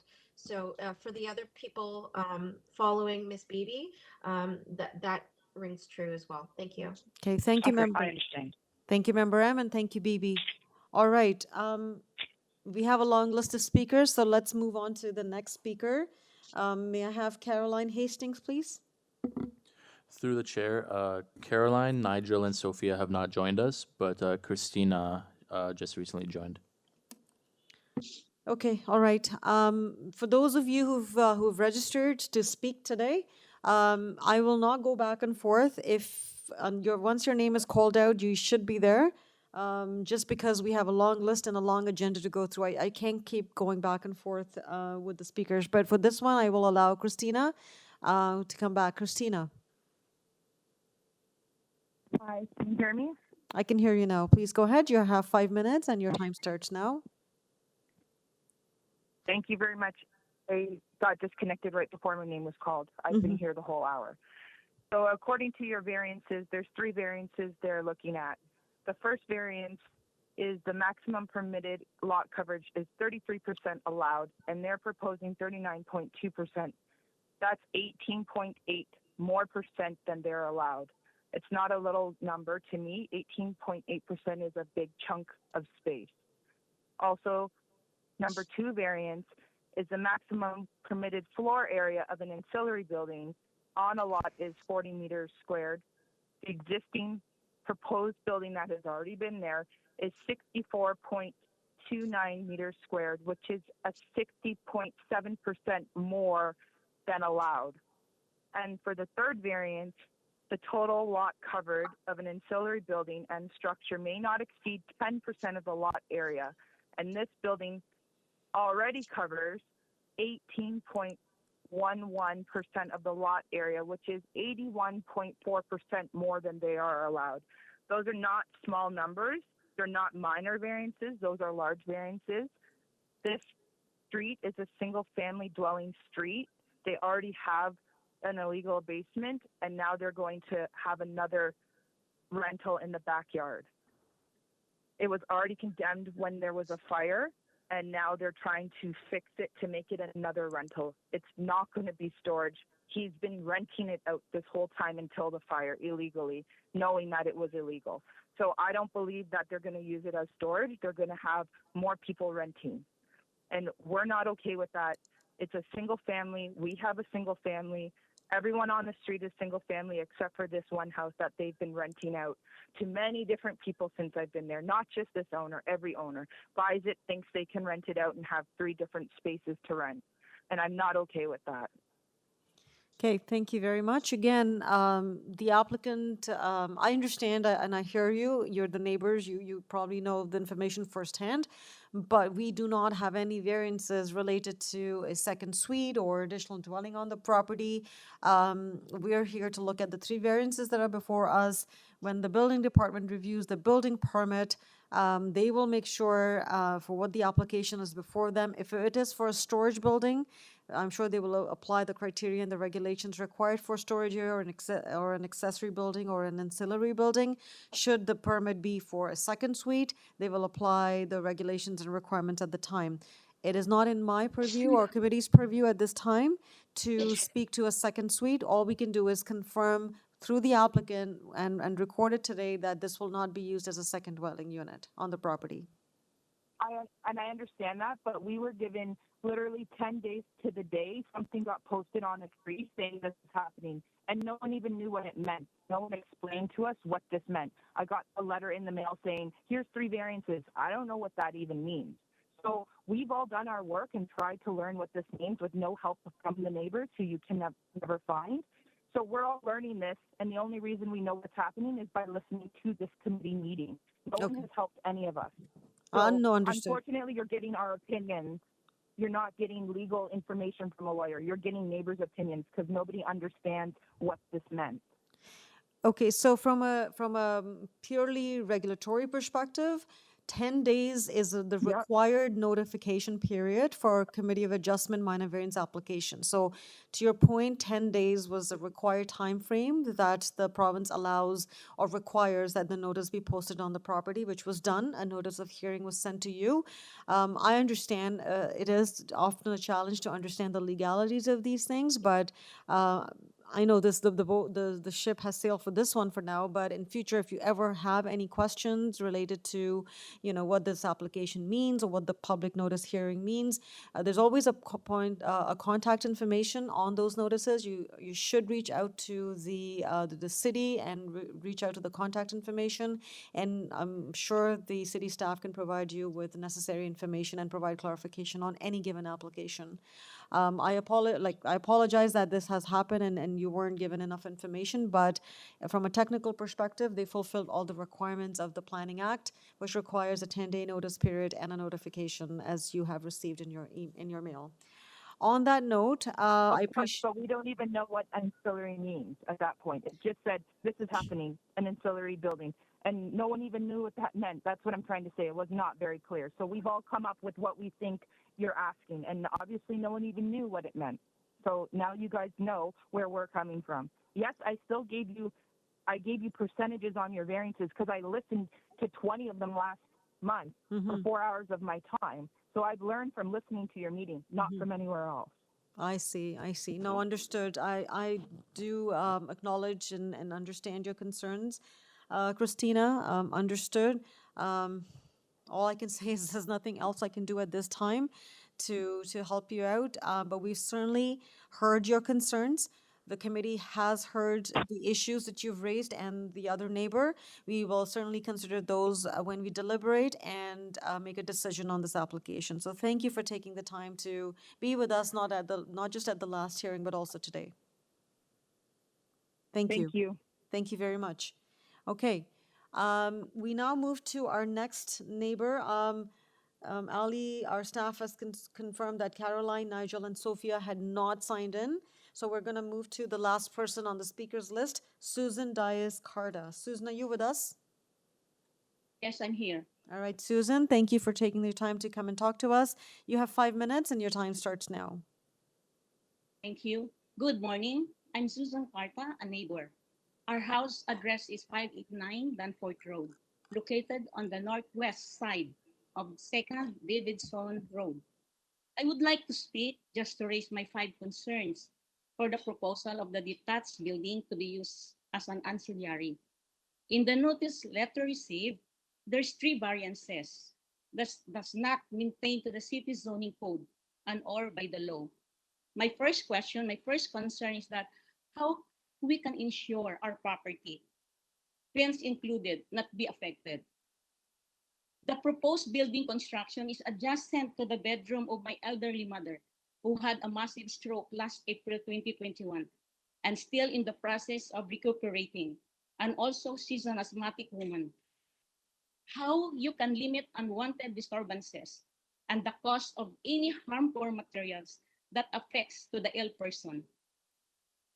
Third concern, how guarantee my family household are safe as one of the neighbor for the owner any purpose project or plan of the ancillary building. And the next concern, how long the construction will take. And the next concern, the big tree near our property already damaged our fence and the branches already in our lot area. Can I suggest the whole tree be removed? Whatever be the majority decision of my neighbors affected for everyone's health and life safety, I'm in with them. That's all, and thank you so much. Okay, thank you, Susan, for taking the time to speak with us and letting us know of your concerns. At this time, I will now go back to Imran Khan. Imran, you heard the concerns raised by the neighbors. How would you like to respond? And you have 5 minutes to rebut the concerns that have been raised. Yeah, I can say few things here. One of the first thing about the existing condition, like inside the animals living, right? So those are happening because this is now storage, and the owner is waiting for the approval. He doesn't know what's going to happen next, right? So when the approval is done, he will start to remodeling whatever his capacity to do, and as per the approval of the building permit, and these things will go eventually. This whatever the situation is. And the second thing, um, this structure, the situation, the way we applied for ancillary building, right? So there is second unit or renting issues. This is not coming within this within near future, because if the owner wants to have the secondary unit, or that and he rent to any tenant, city will find out, and he has to go through the different kind of approval process, right? So it's not like that he will be able to do anything legally. Legally, he can do ancillary building. So I don't think so any reason for secondary unit or any other purpose coming here except ancillary building, right? And the nature of the variances, actually, one of the neighbor told that it's the coverage is 18% more than the requirement. No, it's only 6.2% more than the permitted, right? So it's minor, and also the area is these three are minor, and minor as these are minor, so applied for minor variances, and we are expecting this approval because also owner is in inconvenient situation. It's not he didn't do himself, and he is not intentionally in this situation. So his request, and also as an agent, I see that it's logical to get the approval, and with respect to the variances and also the existing condition to how he is now in this situation unintentionally. Okay, thank you, Imran, for that clarification. I have 2 points of clarification that I need from you. One, will this building need a building permit? Yeah, this requires, because this existing condition, whatever is there now, it's functionally storage. No Correct. other, like this washroom is not workable, right? Okay. So he needs to remodeling little bit inside with respect to permit. I understand that. Okay, so because there was some comments that were conflicting, I wasn't sure. Okay, so the building needs a building permit. Number 2, Yeah. you understand, and I think it's for the benefit of the speakers as well, who perhaps did not understand what ancillary buildings meant, and nor am I a zoning expert here to define what an ancillary building means, but you need to understand that ancillary buildings or structures on this property of this nature cannot be habitable. You understand that, right?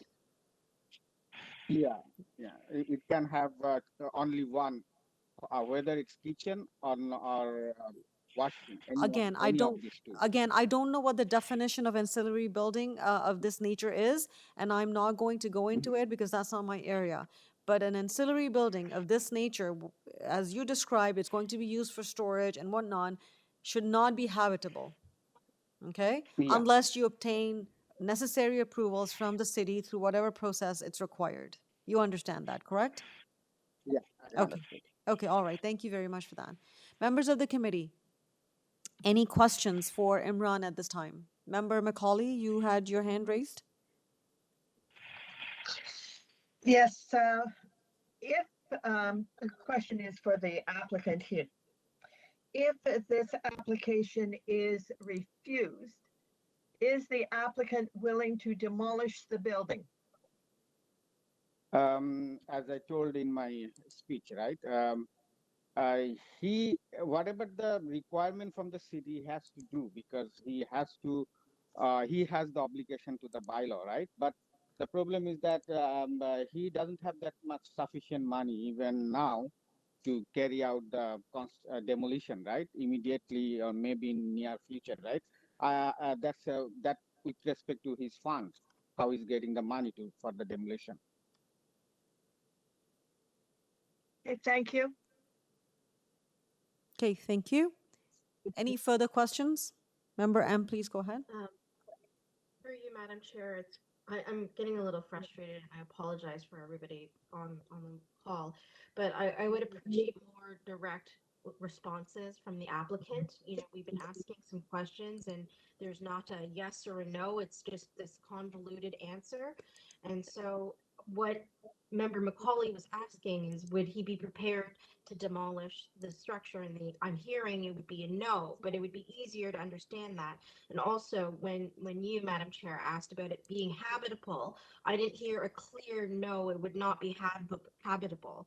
But that being said, I personally don't feel the need to demolish the structure if we can take measures to put in place to protect that this is not going to be habitable. And for that to happen, I would like to see completely removal of washroom and kitchen, along with a signed declaration that this will not be used as a secondary unit. And then with that, you know, fine, there's a lot of places that have detached garages for storage, that's fine. And then the intention is clear that it is for storage, and that nothing in the future will allow this person to come back and retrofit after the fact, well after the building permit is closed. And that's the only place that I'm really willing to support this application. Otherwise, I think, you know, it will end up at the OLT, and, you know, OLT might approve it there. So we're all speculating, but I mean, I think the safest bet here is for some sort of declaration. Thank you. Okay, so staff has some advice for us here. Staff, please go ahead. Through the chair. So as the committee members know, the committee has the variances before them are for relating to the ancillary building, the GFA, and the lot coverage. It's not a variance for a secondary suite. However, the committee may wish to consider, and this has been done on past minor variance applications for detached buildings, like especially if it's, for example, let's say a garage with a second story. The committee in the past has imposed a condition that the ancillary building may not be used as habitable space. In terms of by imposing that condition, it's very clear, and through the building permit process, can require a declaration of use, but the committee cannot do that at this point. But they can impose this condition if they wish. Okay, now that's good advice, and I think that addresses Member M's concerns. All we have to do, which is within our jurisdiction, is should the committee approve this, impose this condition to give teeth to the building department to require whatever necessary declarations or. The minutes as well, right? It's And also recorded even in. though it's a condition, it'll be captured in the minutes as well. So hopefully the building department will take it to heart, and I'm satisfied then. Yeah. So, I mean, the condition itself, you know, until those conditions is fulfilled, the minor variance doesn't get finalized, and the permit cannot be issued. So whatever measures the building department will have to take to ensure that, they will do that at their end, and whatever it entails, whatever those measures will be. Okay, all right. So just in closing for my, we're in committee, right? Or No, not yet. So, oh, we're not? Okay. No, we were still going to Imran for comments. I just want to ask for the last time, any further questions for Imran at this time? I see none. Okay. And I see that Member Macaulay has disappeared. Yes. Are we still able to proceed without her? I would like to give just 30 seconds to her to see if she can come back. But if it's more than 30 seconds, then we can probably proceed because we still have quorum on this item. Can we still at least get into the deliberations? Yeah, just give me a moment. Just give me a moment. Maybe 30 seconds. If you wish. Okay. Just to be fair and transparent here. So I'll just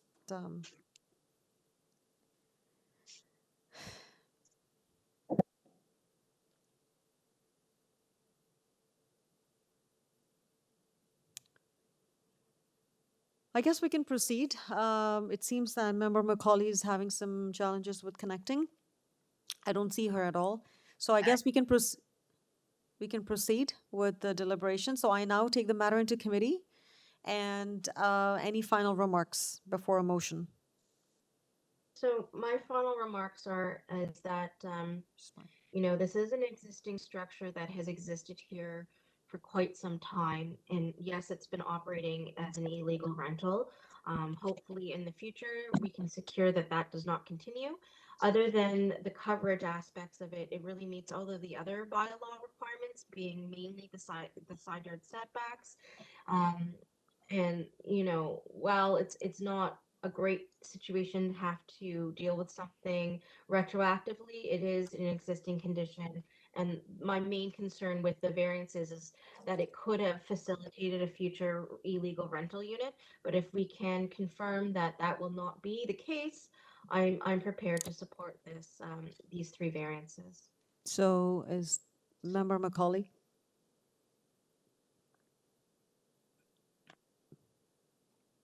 Thank you. I'm sorry, my computer went down. It needs to update according to the screen, so I had to use my other computer here. I think we're still in discussion on this item. We haven't No, proposed a motion. So we are the matter is in committee now, so no further discussion with the applicant or anyone. You can do your final remarks because I'm looking forward for a motion now. Good. That's what I want to do is final remarks. I have a problem with this application. If we approve the application, I don't believe the applicant will do anything. The agent has said he hasn't got any money to fix the place. He was told in 2016 about it. In 2017, he had a fire. He has done nothing about it. If we approve this application, I think all we're doing is extending a bad condition. It's not, the size of the building doesn't concern me as much as the fact that it was not built in accordance with any building permits, and there doesn't appear to be any desire to do so. And therefore, I don't want to approve an application that allows a building of this size and extends an existing bad condition. So I need to clarify That's with you, Member Macaulay, is your concern with the variances or is your concern with the existing state of the building? Because approving a variance doesn't necessarily, it's irrelevant, whatever the state of the building is. He cannot have his variances and keep the building forever. He can have his variances and keep the building forever. So I'm not sure the relationship between the two. Okay. If we approve the variances, he can keep that building forever. If we don't approve the variances, ultimately that building has to be torn down.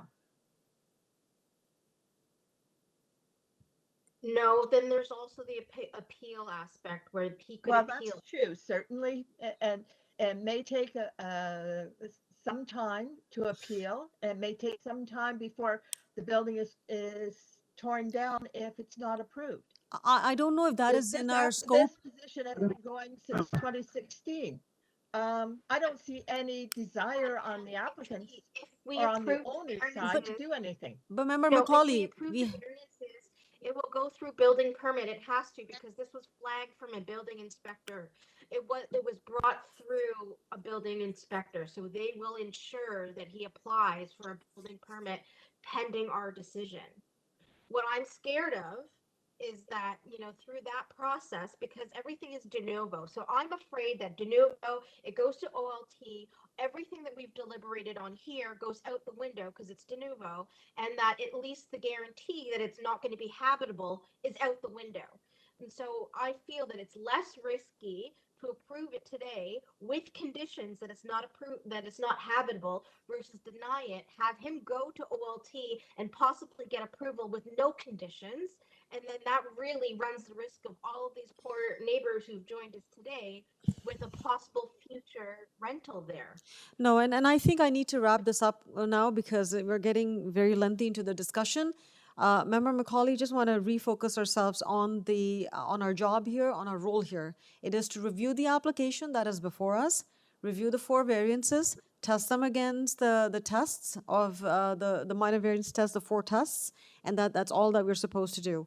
In terms of what happens to the building, whether it stays or not, that is not within our jurisdiction. We can impose conditions as part of the approval, should the committee approve, if the committee denies, then that's different. What happens after that is none of our business, is not in our scope. So at this point, I would like to close this discussion and get going with a motion on this application. Member M, please go ahead. Through you, Madam Chair, I'd like to propose a condition of approval pending a new condition being added that does not allow for the ancillary structure to be used as habitable space. I also note that there is there conditions of other There is no conditions? condition. No, there's no other conditions. So that is my motion, and I mean, it's focused on the fact that the existing structure is there to date, has been there for many, many years. The extent of coverage to me is minor in nature. It meets all of the other requirements under the zoning bylaw. And I feel should this structure, it's not the size of the structure, it's what the risk is in the future that everybody's concerned about. But I feel the 3 variances before us are actually minor, pending that a condition be added that this not be used for any habitable space. Thank you, Okay, Madam so Chair. we have a motion on the floor to approve the application, subject to the condition that the ancillary building be not used for habitable space. May I have a seconder, please? Member Taylor. I'll second the motion, Madam Chair. All right, we have a seconder, Member Taylor. All in favor of this motion? All opposed?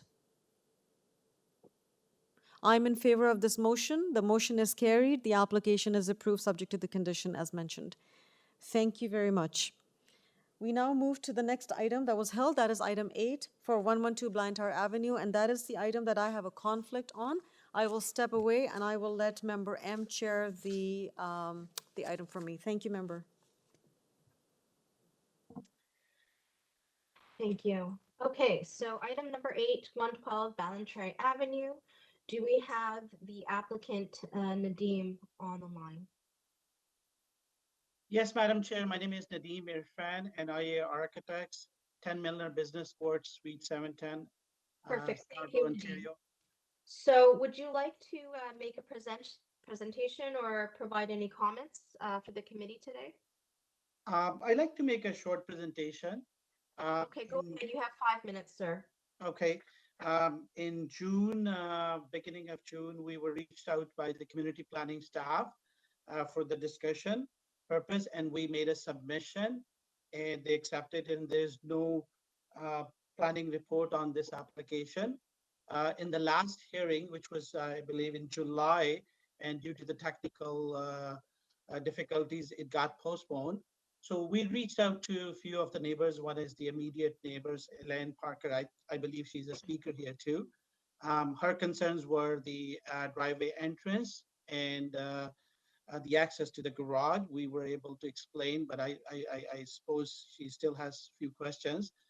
And then there was another community member, neighbor. She had a concern that by increasing the driveway width, we may be reducing one parking spot, that's a street parking. And we communicated with her. We demonstrated through the site plan sketch that after increasing 1.2 meter of the driveway entrance, we still have 6.15 space, and that is very ample for a full-size car. So since then, we have not heard. I saw some of the neighbors, wrote community a letter to the committee, and they are mostly concerns about the urban forestry. We have done now our BRIS report, which we will be submitting to the forestry for review and approval. And the variances, there are several examples within the street, and we have submitted to the committee and to the community planning that shows there are several precedents for the similar and even higher FSI up to 0.92, and for the coverage 0.54. And ours is a 43% lot coverage, and we're seeking 0.8 FSI. And there are several examples. There are three variances pertaining to the front yard landscape, and which is because of the mutual driveway condition. If that was not there, we would comply with those three variances, which is the front yard landscape, soft landscape, and driveway way. So I trust this proposal is consistent with the ongoing development within the area and meets the four tests. Thank you. Committee members, do you have any questions for Nadeem? Member Saeed? Mr. Nadeem, I read somewhere there are 2 red oak trees in the property. All right, so they are going to be protected. There are two, actually. One is a tree which is actually 1.2 meter close to the existing house, and that is perhaps damaging the existing dwelling. The moment we will excavate, it will be affected and it will not survive because of the proximity to the excavation. Even if we try to, let's say, if we do not excavate and we put a second story addition, the pressure or the weight of the new second story will exert pressure, and that will probably injure the tree. So we have a mechanism in place that allows the homeowner to develop a lot, and if there is a tree, the tree bylaw requires 3 trees to be replaced with 1, and we will be submitting our application to the urban forestry. Yes, Member Saeed, there is conditions from urban forestry 2 and 3. So I'm sure that through the building permit process, they will ensure that those conditions are fulfilled. And if that tree does have to be removed, they will be adequately compensated for that removal. Any other questions, committee members, before we move on to the speaker? None? Okay, staff, can you please bring on Elaine Parker? You're there. Hello. Hi, Elaine. Oh, hi. Please feel free to express your concerns. You have 5 minutes. Yeah, I have a couple of concerns. Continuing on with the tree business, there was nothing said about the tree on the back of the lot, which is going to interfere with a proposed deck. My thought is that it would be nice to build a deck around the tree. It could be very, very attractive. But I'm mostly concerned about the purpose of bylaws. All these variances, I can't believe how they're accepted. They're supposed to be minor variances, and yet I look at the list of 8 of them, and they go up to 33% variance. Yeah, and changes like number 1 is the proposed lot coverage. They say it's permitted as 33%. They want 43%, which is a 30% increase over the bylaw. The next one, it's a 33% increase over the lot area. And then it ranges all the way, down to 18%. That's my concern about the bylaws, and they're not minor. And my access to the garage is conditional on having access up the driveway. What do you call it? I can't think of the name. A right of way. Easement. Hello?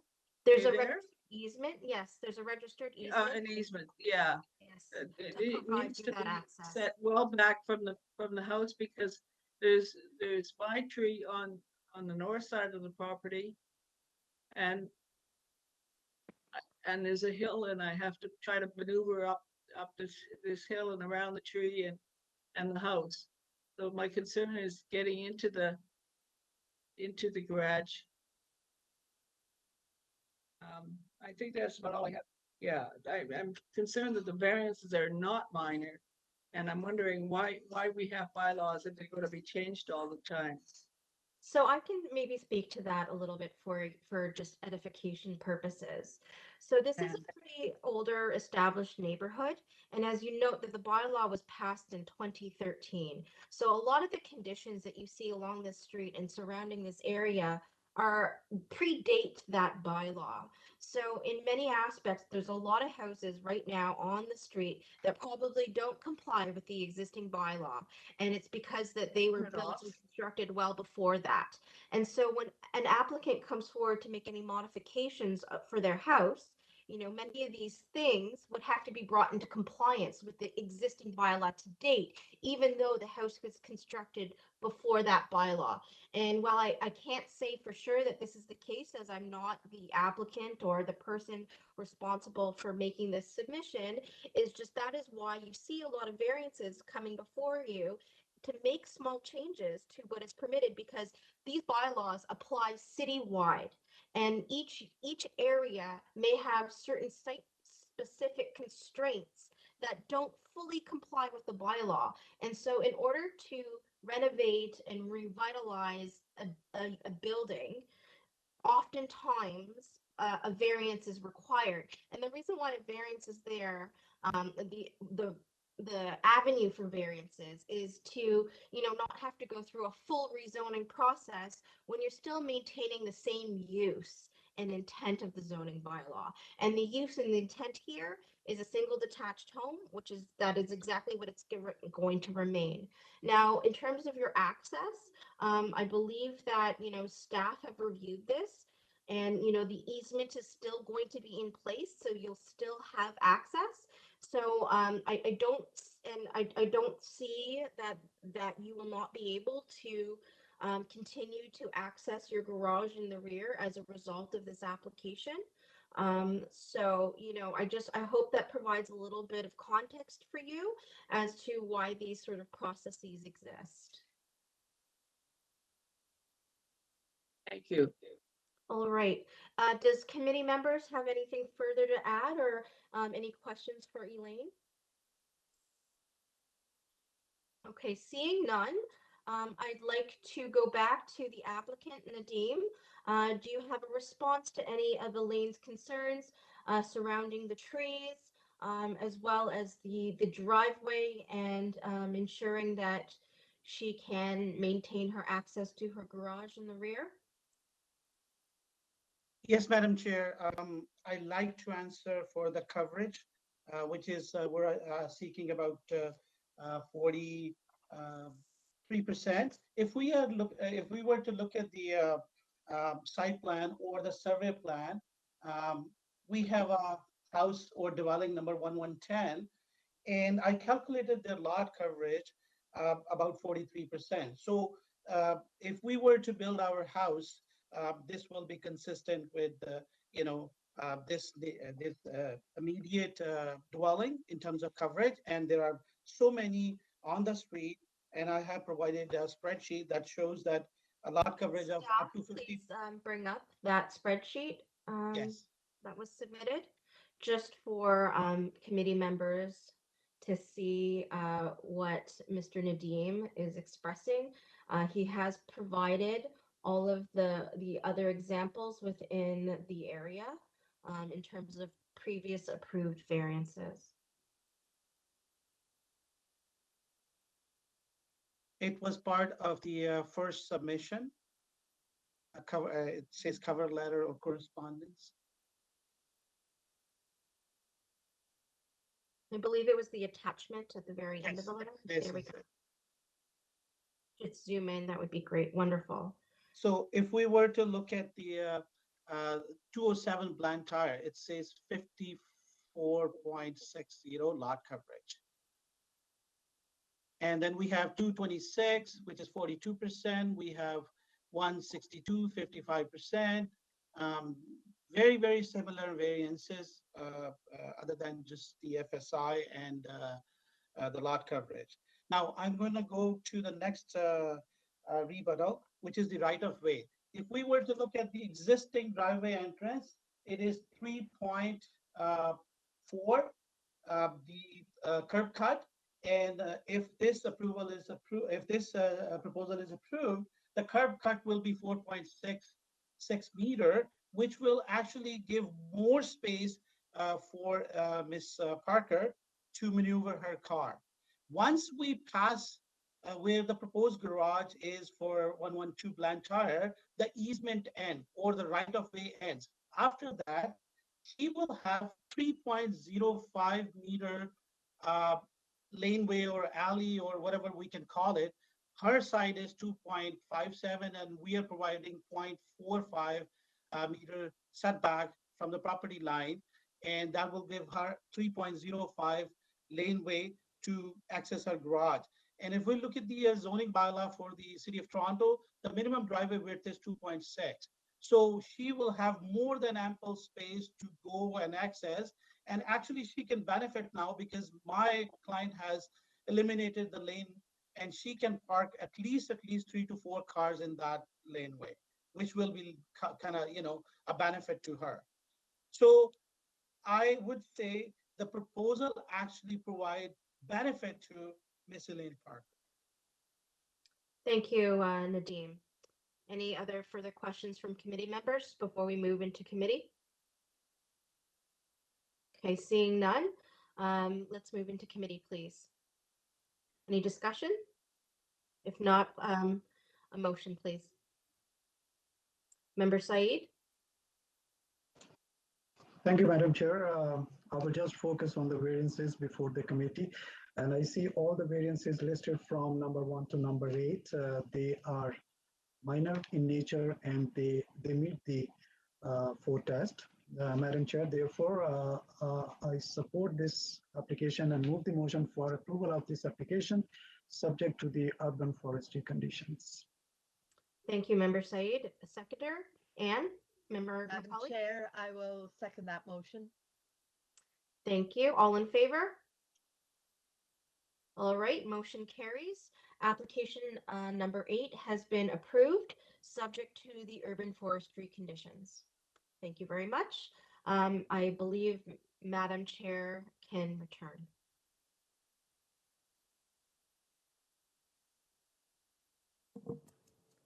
Thank you very much, Member M. Believe the next item on the agenda that was held is item number 15. And that again is the one that I had a conflict on. So I'm going to go back. Apologies, I should have caught No, that. no problem, no Please problem. feel free to excuse yourself. No problem. I had to, I should have let you know. All right, so I'm going to excuse myself and over to you, Member M. Thank you. Thank you. Just let me get to the item. Alrighty then. Item number 15, 25 Wainsteed Avenue. Do we have Mr. Khan, the owner, and Nadeem as well, the agent present?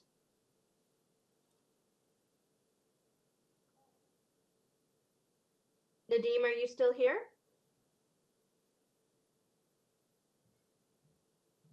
Staff, are you able to advise whether we have the agent and the owner online? Through the chair, Nadeem is unmuted. I think he has some difficulties there, but both owners have not joined us today. Hello. Hi, Nadeem. Thank you. Welcome back. Sorry, I didn't realize that your item was back to back. Just allow me 1 second.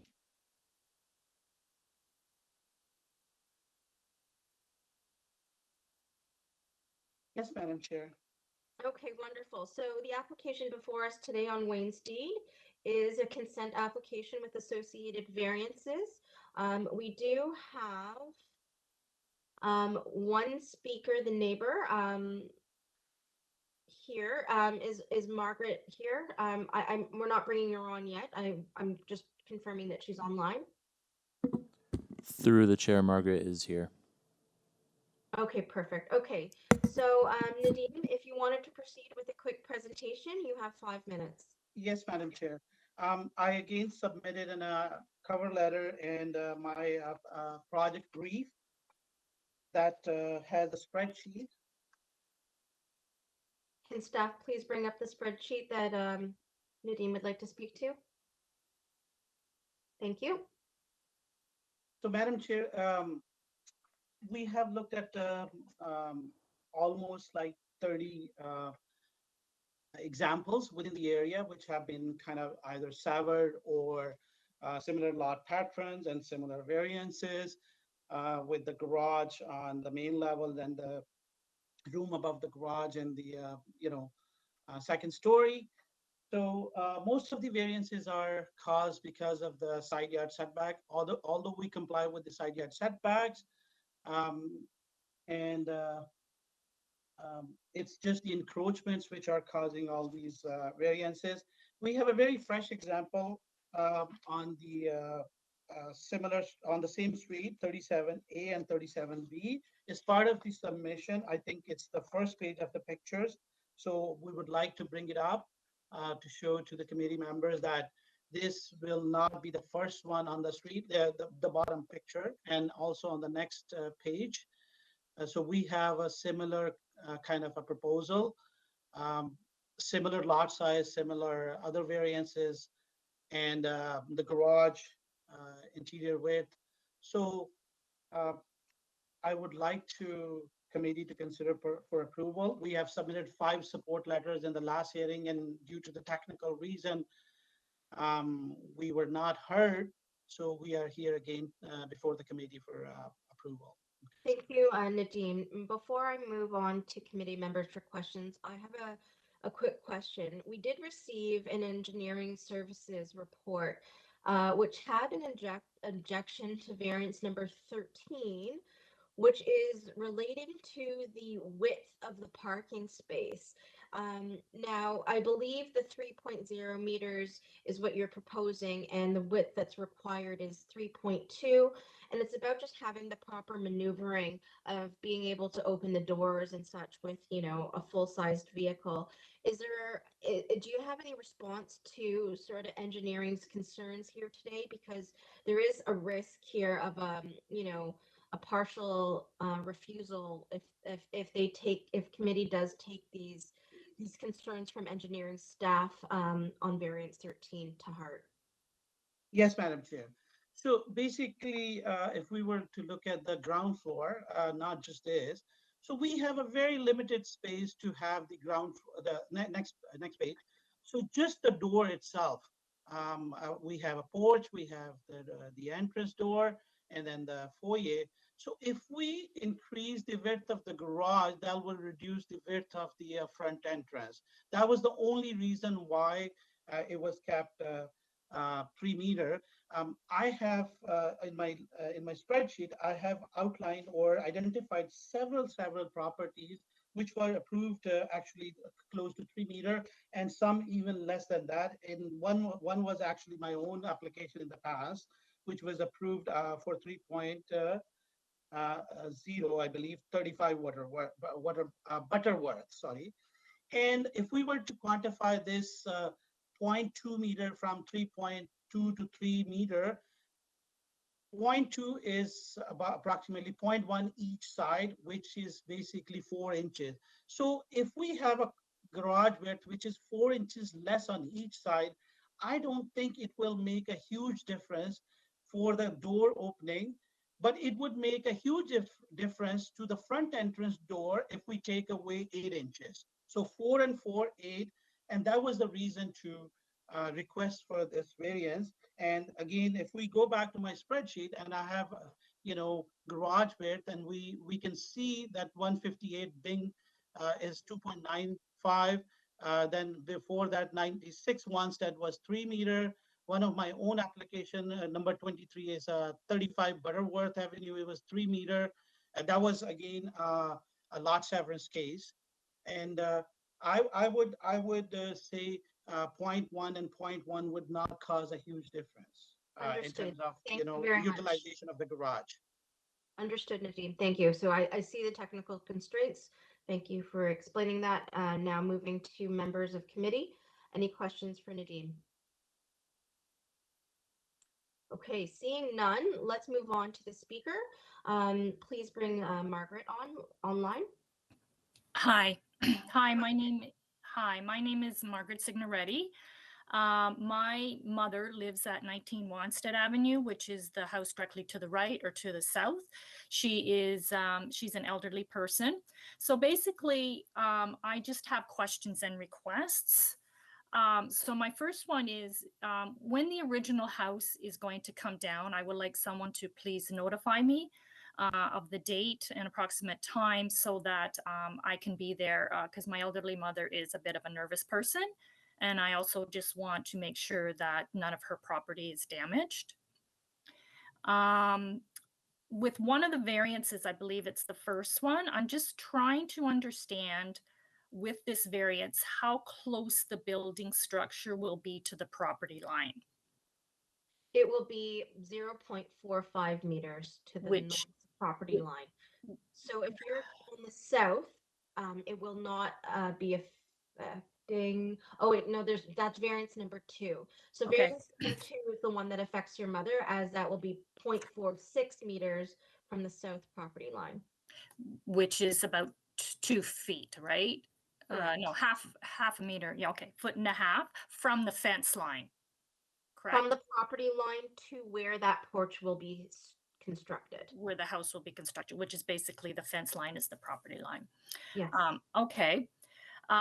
In regards to, I don't know which variance it is, but in terms of the eaves trough drainage or the eaves troughs, being now that the house is going to be moved closer to my mom's house, will the eaves trough drainage, is it going to be draining to the south or to the north, and will it overlap her house and will it affect her house? That's another question. And sorry, and will the drainage be above or below ground? So this will be something I believe will be reviewed at the building permit stage. They'll have to submit a grading and drainage plan to the satisfaction of city engineering staff. And so they will want to review to make sure that all drainage is maintained on the proposed property itself. And so grading will most likely have to be done in a way to push it towards the catch basins in the road. Now, that's something that will have to be reviewed through engineering staff, is my understanding. Through the chair, just to clarify, yes, grading is reviewed through the building permit process. The owner is required to provide a certification from a professional engineer that all drainage will be conducted on site. Thank you. Thank you. And that information will be given to us? No, that's that would be, building permits are not public applications, but you can request through a freedom of information request to obtain those documents. Okay. Any damage done to my mom's property, will the builder fix it or repair it?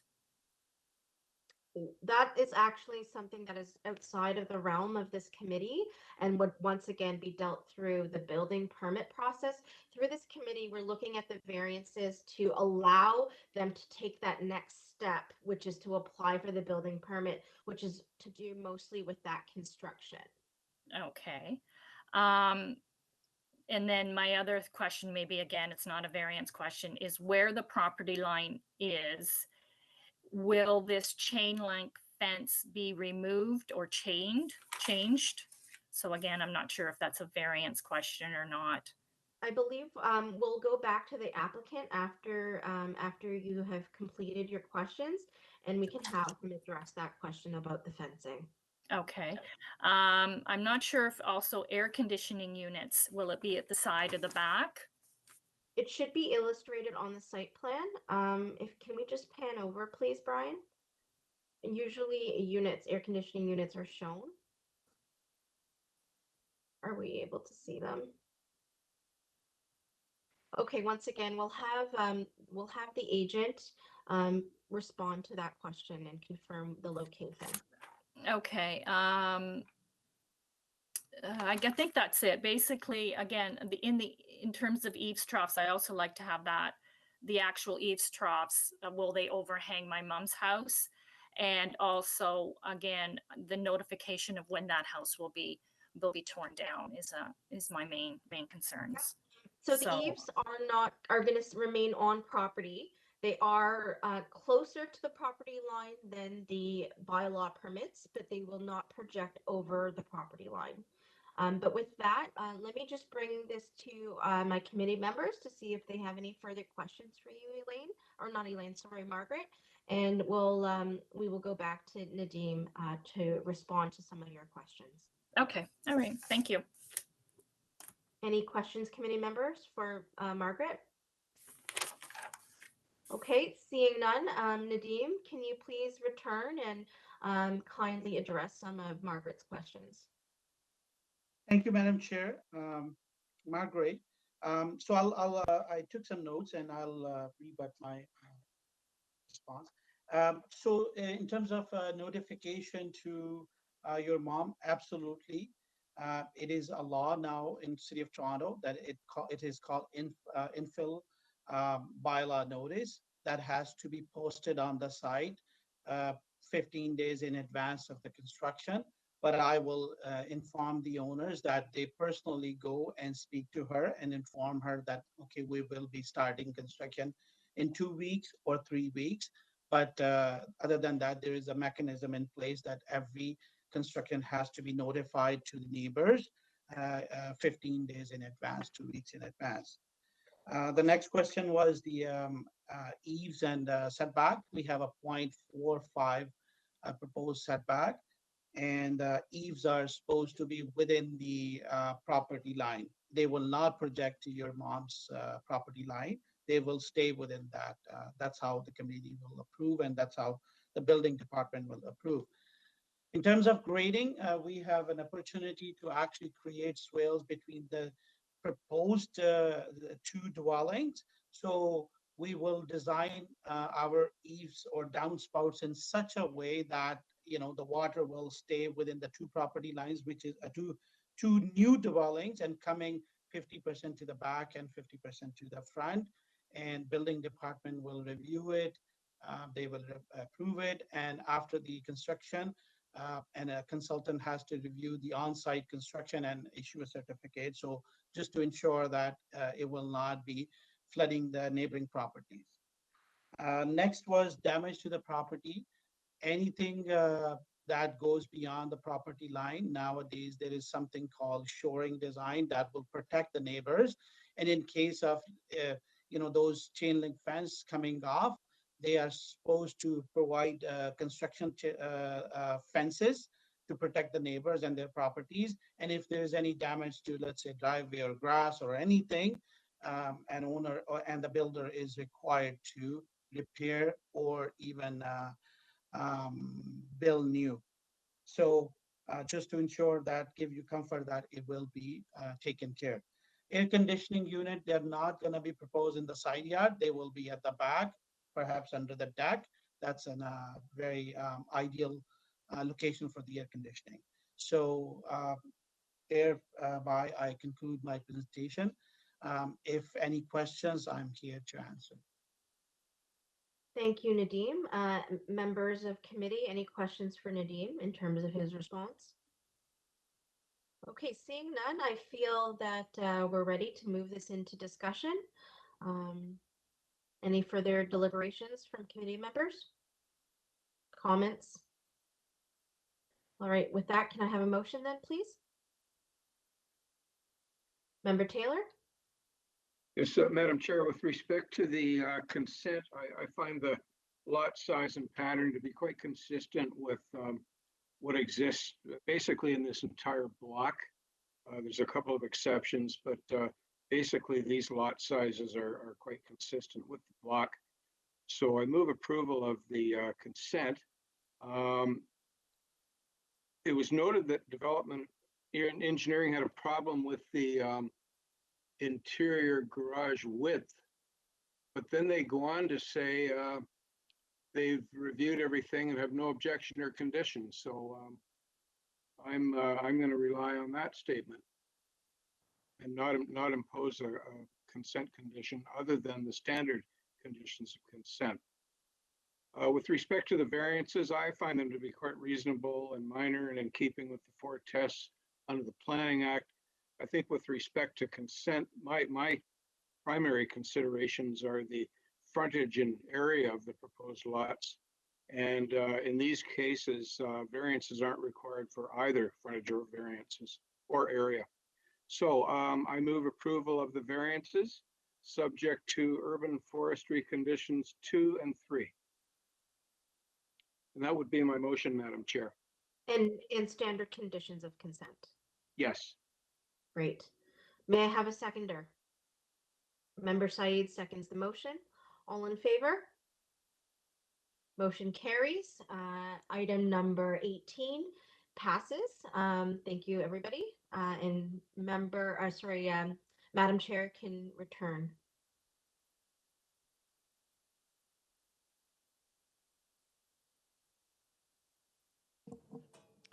Thank you, Member M. So I believe that was the last item. Staff, if you can confirm. Through the chair, I believe there was possibly one more item, if I'm not mistaken. It would have been for item 19. But we didn't do item 19, right? Oh, I'm sorry, item 9. Sorry, my bad. Okay. I think I made the same mistake that you made earlier. As I did. Sorry about that. I know. There's, I think the way it's placed on the list.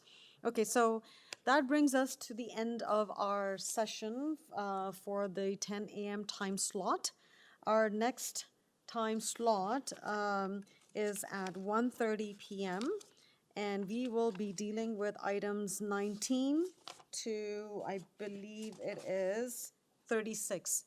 So at 1:30, we will start and we will deal with items 19 through 36. Any announcements, staff, that need to be made for YouTube stream or anything? I don't believe so. I think really the key thing would be for if you are listening to I guess for people wanting to view the 1:30 hearing slot, please go into the YouTube channel and click on the first afternoon, the first PM stream. Thank you. Okay, so I guess there will be a slide that we. Yes, we will put up a slide that we are in recess until 1:30. Perfect. All right. Thank you. Thank you, everyone. Stay tuned. We will resume again at 1:30 p.m. Thanks, everyone. Thank you, everybody.